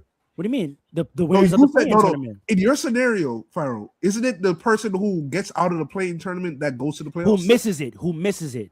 No, I'm telling you what I said. I said who misses it goes to the playoffs. No, you're not listening to me. I said the team that gets out of who wins the playing tournament. That's not what I said. Yes, that's true, but that's not what I presented in my reality. What I said, the team that gets the best pick is the team that misses. What playing is 10, right? 10 to 7. Yeah. 11. Yeah. Oh, 11 to 12. Okay. Oh, that's what I was saying. Wait. The team it's a two team match then. 11 and 12. Exactly. So another element. I'm just flipping it. I'd rather you compete for 11 than 15. That's what I was presenting. I wasn't messing with the play-in. I was saying if you get in the play-in, that's your reward. You get to play in to possibly get in the playoffs. But the team that just misses it, who's in 11, who is fighting for the play-in but missed it, let them get the pick. So now here's the thing, right? Here's something I wanted to say, but I didn't get to yet because we were arguing. So it's just a wrap for 12 to 15. They just never get good. How do they get good? Be better. How? Make trades and develop your players. Make trades and develop your players. Who's going to trade for a bunch of bad players though? Yeah, how you gonna get developed? You gotta go to the G League. Figure it out. No, you gotta have okay. Well, time. You're acting like listen. We're acting like all that matters is the number 1 pick. Not everyone, even in the tanking, not everyone gets number 1. Some guys finish 13, they get the 4th pick. So, like that's what I'm saying. Like y'all making it too heavy on like. I just rather the top pick. I'd rather you all be competing up than down. Fair enough. You're still gonna get your regular order. Like if you finish 15th, you're gonna get the 5th pick. Figure it out. Still have tanking then because then these guys. But I just argued to Alan. I said I'm okay with that. I'd rather you fight all year. No. Let me finish my sentence. The bad teams. Yes, I know. Let me answer you. Me and Alan just said, I'd rather the tanking work like this. you fight all year to get as high as you can. And if you get to 8, 9, or 10 and realize you're not going to be that good, you tank at the end of the year to get 11. You're not going to tank all year to get to 11. That's not going to happen. You're going to tank. You could tank all year for the number 2 seed. You can't take all year to 12. It's how are you going to tank to guarantee 12? If you play to lose, you might lose too much. Well, listen to what I said. You could tank for the number 2 seed. I heard you. That would be 12. The number 2 pick. That would be 12. That's my point. So you're saying literally 11, 12, 13, 14, 15. Yes, do it opposite. That's my point. You can't tank to get to 12. You'll so the literal worst team doesn't get a lottery pick? I didn't say didn't get lottery. I said they just flip the order, bro. Flip the order. Make the best teams pick higher of the ass. If you're the best of the ass, you pick higher. So 15, you get the 5th pick, bro. You don't get the 1. We're not incentivizing you to lose. You have to compete. And based on how well you compete is how high of a pick you get. Unless you get in the play-in, because then that's your reward. And then you go to the back of the order. Just the way it works, just the same way it works now. Actually, I'm not gonna lie, I kind of like that. You should put maybe it doesn't even need to be like a game. I've never heard anybody say that. That makes sense. Yeah, that makes sense to me. It doesn't even have to be a game for the number 1 pick. I just think the reverse order, I think that's pretty smart. Just reverse the order. Instead of the lowest record getting the higher percentage of the 1, 2, 3, 4, make it the reverse. Yeah, I like that. I'm not gonna lie. You're competing for, if you're ass, you're competing for that 11th spot, and you might fuck around and get in the play-in, and then hey, it's lit. But you're still gonna probably be in the lottery because the teams that are in the play. No, but listen, the teams that are in the teams that are in the play-in right now, we're acting like they're gonna get the 20th pick. The all this argument we did about the Hornets might fuck around and get the 5th pick this year. Like we did all that arguing for nothing. That was my point. Like we did all that argument. They might fuck around this year in the current system and get the 5th pick. So that's what I'm saying, just to get rid of the incentive around that chance at number 1 bullshit. That's all. Word. Thank you for coming to reason. And I don't give a goddamn about AJ DeMonsa, bro. I don't know why. I know you don't. This man got so much. No, but you don't even know how I feel about him, bro. You just made a scenario in your head where all of a sudden I was pinning him against Cooper Flag. I didn't have that thought not one moment today at all. not for a single second. No. For you to say he had 50, right? As if AJ DeMonsa can't get 50. Why did you bring in AJ? I just brought up he had 50. I didn't. When I said that, AJ DeMonsa was not on my mind at all, bro. But you don't know what Cooper Flag is going to do before he gets there to the NBA, right? Yeah. So how did you know? So I'm saying AJ DeMonsa. How did I know what? What? I never said anything about that, brother. That's what I keep trying to tell you. No, but you keep saying that. But why did you bring up the fact that he just had 50 as if because Cooper Flag going into the league, you wouldn't even know that he would drop 50 in his rookie year. Cooper Flag to say, why would you put that guy as a 6 man? That was his point. That was my point, bro. I didn't bring up AJ at all. But I'm no, because he said Cooper Flag just dropped 50. You can't put him back 6 man, right? Correct. Yeah, yes. I'm saying AJ DeMonsa. Before he gets there, you don't know how good he's going to be either. He might be good enough to drop. Okay, 50, that's a separate point. That's if you make him a 6 man, when he gets to the league, he might not have an opportunity to drop 50. Right away. You know the funny thing, Paul? If you wanted to bring AJ in it, I was bringing up Cooper Flag as an example of why you shouldn't. I didn't say his name first, by the way. I didn't say AJ DeMonsa first. Listen, if you want to say anything about how I was comparing them, I actually was saying I was using Cooper Flag as an example of why not to put AJ as a 6 because I'm saying what the typical potential is of a 1. So I was equating AJ and Cooper. I was saying if we look at the last number 1 pick and what they look capable of in the trajectory, I would say that's a good example of why putting a number 1 as your 6 man doesn't make sense. But here we go. I didn't say that. I didn't even say that. Yeah. I didn't say it. Yeah. But that's even if it's a weak class, I still don't think, again, like I said, financially and timeline wise, I think it's dumb to try to get a number 1 overall pick when the space on your team is not for a player with that level of expectations because you're investing way too much. 6 man that could get his own bucket, and if you know somebody is good you're enough, thinking on the court only, bro, and this is why you be a terrible. But you talking about team would go bankrupt. Wait. Go bankrupt. Wait. Hold on. Let's end this. You would run an NBA team into the ground financially. The fact that you don't know, is why I say you should that stop much to hurt their salary cap that much, man. Let's go, bro. Let's The go, number bro. one pick is not making that much to Let's hurt go, the bro. salary cap. You know that for a And fact? Do you know that for a timeline-wise, they're fact? young. They're all Do young. you know that for a fact? How much they making? The Tell fact that you you have right to now. ask. Of fact course, that- I know that for a fact. Talk about what their rookie extension max eligibility is that kicks in. Rookie extension max is not the rookie contract. Thank you. My point is, you're putting a player that's going to play themselves potentially into having to cost you a lot of money to keep. That he choose up. You see which player is the best player. Dumb. That's That's not dumb. You can trade. stupid. Now you have a Right. trade. Now you can trade. I'm out. I gotta go. Let's go. And now, Paul, Alan, end it. Peace. Light it up. Yo.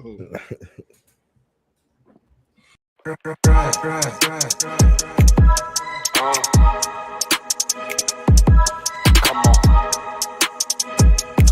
It's fast breaks. Listen.